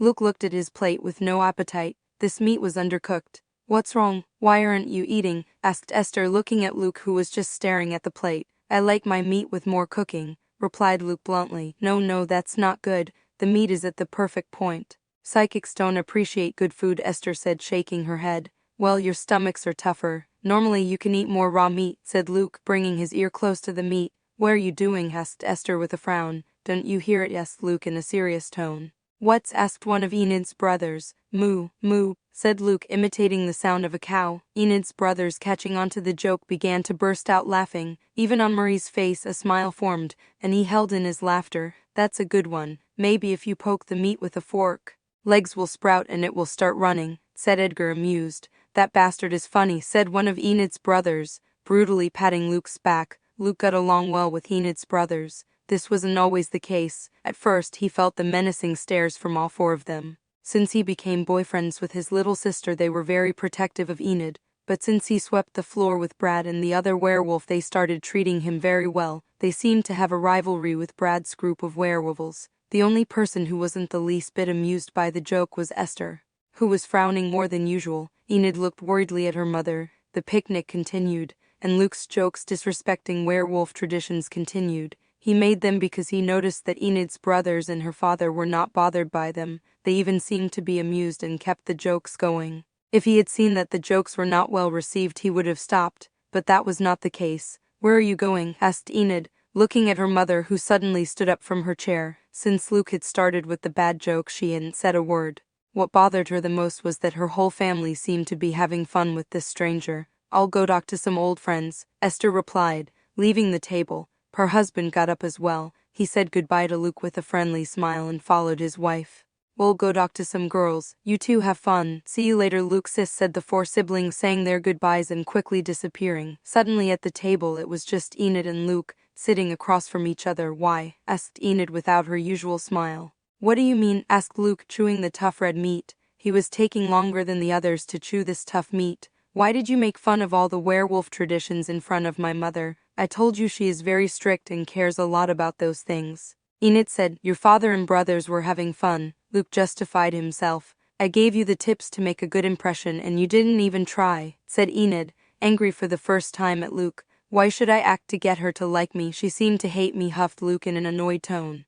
"Because she's my mom. You were just supposed to make an effort because it was the first time you met her. At another meeting you could make your stupid jokes," exclaimed Enid, slamming her fist on the table. "Why should I make the effort and she doesn't? Besides, you seem to be looking for her approval all the time," said Luke, who had no plans to back down. "Why do you want her approval so badly?" he asked. "You wouldn't understand," said Enid angrily. "I wouldn't understand. I guess you're right, since my mother is buried 6 feet underground," said Luke, getting up from his seat. This time his tone was cold, different from when he made the joke. "I didn't mean that," Enid said in a nervous tone, getting up. She had let her anger get the better of her. She wanted her mother to accept Luke at their first meeting or make a good impression. "And it had all gone wrong." "Yes, you meant that. Go spend the picnic with your happy family," snorted Luke, turning away and leaving Enid alone. "Are you okay?" asked Edgar, who witnessed the whole discussion. He noticed that Luke looked hurt about his family. It was the first time he had seen him that way. "Yeah, just stupid school dramas," replied Luke dryly. Rather than waste time on a stupid picnic, he would train. Chapter 40's Guilty Discovered. Luke arrived at the gigantic gym. Of course it was empty and dark. He turned on the lights and began going to the weights area. There were 3 areas in the gym: the weights area, the fencing area. This area is secondary and smaller compared to where they have fencing classes. Finally, an area with a couple of rings. This is used for friendly duels or for the wrestling clubs that are at Nevermore. Luke walked over to the weights area. It was the best place to train his telekinesis and achieve new weights. He was like a muscle. You had to give it progressive overload. As he was thinking about how to train to get rid of his anger from the argument he had with Enid, he heard the door open. He thought it was Enid, but when he turned around he saw another blonde girl. A girl with a delicate figure, green eyes, and wavy blonde hair. Sabrina Jones, one of the most popular girls in her year and a psychic who can create and control fire. "What are you doing here?" asked Luke in an unfriendly tone. He wasn't in the mood and wanted to train alone. His relationship with Sabrina was almost nil, although he had more interaction with her than with other students. Months ago she helped him with his training. And later they went to the Harvest Festival. "Is the gym just for you?" "I come to train," Sabrina replied in a calm tone and walked towards Luke. "Aren't you with your family?" asked Luke, annoyed. "No, my parents died when I was little," replied Sabrina with a slight smile infused with sadness. Luke was surprised and felt a strange feeling. Empathy. He was feeling empathy for someone else. "How did they die?" asked Luke. "An accident," replied Sabrina with a sad expression, and Luke felt more empathy. "My parents died too," said Luke, feeling weird about the answer he was giving. Minutes ago he was angry and upset, but now he was giving pity next to a girl with no parents just like him. I heard you came from an orphanage. It's a shame," said Sabrina with an sad expression, taking a few slow steps towards Luke. "This girl understands me," thought Luke, feeling comfortable with Sabrina's presence. "Too bad you didn't die with them," added Sabrina, attacking Luke with her hand. The fingers of Sabrina's hand were clasped together, the palm slightly curved inward as if she were pointing a sharp blade. Most dangerous of all, her palm was engulfed in a fiery flame that enveloped her fingers. Luke reacted instinctively to the deadly attack that was headed straight for his head. Sabrina's fiery fingers scraped his cheek, making a large gash. Sabrina clicked her tongue and with her other hand created flames and attacked Luke. Her goal was to incinerate him completely. However, Luke didn't stand still and watch her attack him. In fact, he did. He physically stood still, staring at Sabrina. With his telekinesis, he sent her away from him. Sabrina was pushed more than 10 meters, and her second attack was nullified before it reached its destination. To Luke's surprise, the blonde girl didn't go flying like a rag until she crashed into the wall. A translucent barrier protected her, so she was only pushed a few meters without taking any damage. What just happened, thought Luke, touching the blood coming out of his cheek. Besides feeling pain from the cut, he felt a great burning. Luke was able to dodge Sabrina's attack for a few seconds, all thanks to his clairvoyance ability that he called observation hockey. He did not sense any murderous intent from the blonde until the last moment when she attacked. If he hadn't trained all these months this skill, that would have been very likely that he would have been killed by Sabrina's sudden attack. How the hell did you dodge that?" asked Sabrina in a whining tone and a frown. Her once empathetic expression was now filled with anger and rage. Her eyes gave off murderous intent. "Clairvoyance saved your life," Edgar said in a serious tone. He was just as surprised as Luke. He didn't sense anything strange with the girl and only thought she wanted to flirt with his great-great-grandson. If he had had the same power as when he was alive, he could have easily noticed and warned him. But now he was a ghost with almost no powers. "What are you doing, bitch?" "That's attempted murder," Luke said with a frown, wiping the blood dripping from his cheek. "Yes, I know. Next time, I won't miss and cut your head off," Sabrina said with an angelic smile very different from what she was saying. What's with her changing emotions? Luke thought. "You were the one responsible for sending that hag?" asked Luke. "Oh, you seem to be using your brain a little, Luke Poe." "Yes, it was me. I didn't think you could beat that hag. It wasn't an easy process controlling that madwoman," replied Sabrina with a smile. "Dual aura user," Edgar said with an interested look. "In addition to possessing an orange aura, you have a red aura. You can manipulate people's emotions," Luke said with a grimace. That's why he felt empathy towards this girl, because of that power. He would never empathize with a person he barely knows, no matter how many things they have in common. "It's kind of obvious, you idiot. It's not too hard to figure out. Now die." "I don't have time," Sabrina said, creating 2 fireballs in her palms. They were much bigger than what she showed in class. Sabrina launched the 2 fireballs and they shot toward Luke at great speed. He felt the temperature rise rapidly. Luke raised both hands and the 2 fireballs stopped midway. He tried to throw them back, but there was something in the way. Sabrina was also struggling to get them to head towards him. "Arrogant, trying to get my fire to attack me," exclaimed Sabrina indignantly. "I wonder if you're resistant to your fire, bitch," exclaimed Luke, increasing his telekinetic strength. The fireballs began to head towards Sabrina at a great speed. He could move 350 with his telekinetic strength. He knew he wouldn't lose in a push against another person. Besides, Sabrina was not a yellow aura user. She controlled the fire and pushed it. Luke controlled more numerous and powerful telekinetic waves. Controlling objects and pushing them at high speeds was his specialty. If someone created 2 fireballs for him, he was saving him the trouble of finding a weapon to use. "Shit," thought Sabrina, concentrating all her energy on making the fire disappear. She partially succeeded. Small flames scorched her clothes, leaving slight burns on the fabric and causing the smell of smoke in the air. She didn't think Luke's telekinetic strength would be that strong. "Level 3 or 4, thought Sabrina with a frown. The fireballs were too big to make them disappear in such a short amount of time. Luke didn't give Sabrina time to rest. 1025 discs floated up behind him and headed for the blonde girl at full speed. Luke at this time had already managed to lift objects not in his range of vision. If he was in a cloud of smoke like when he faced the witch, he could still use his telekinesis. This is thanks to the 6th sense he developed, another clairvoyant ability he learned during this time with Edgar's guidance.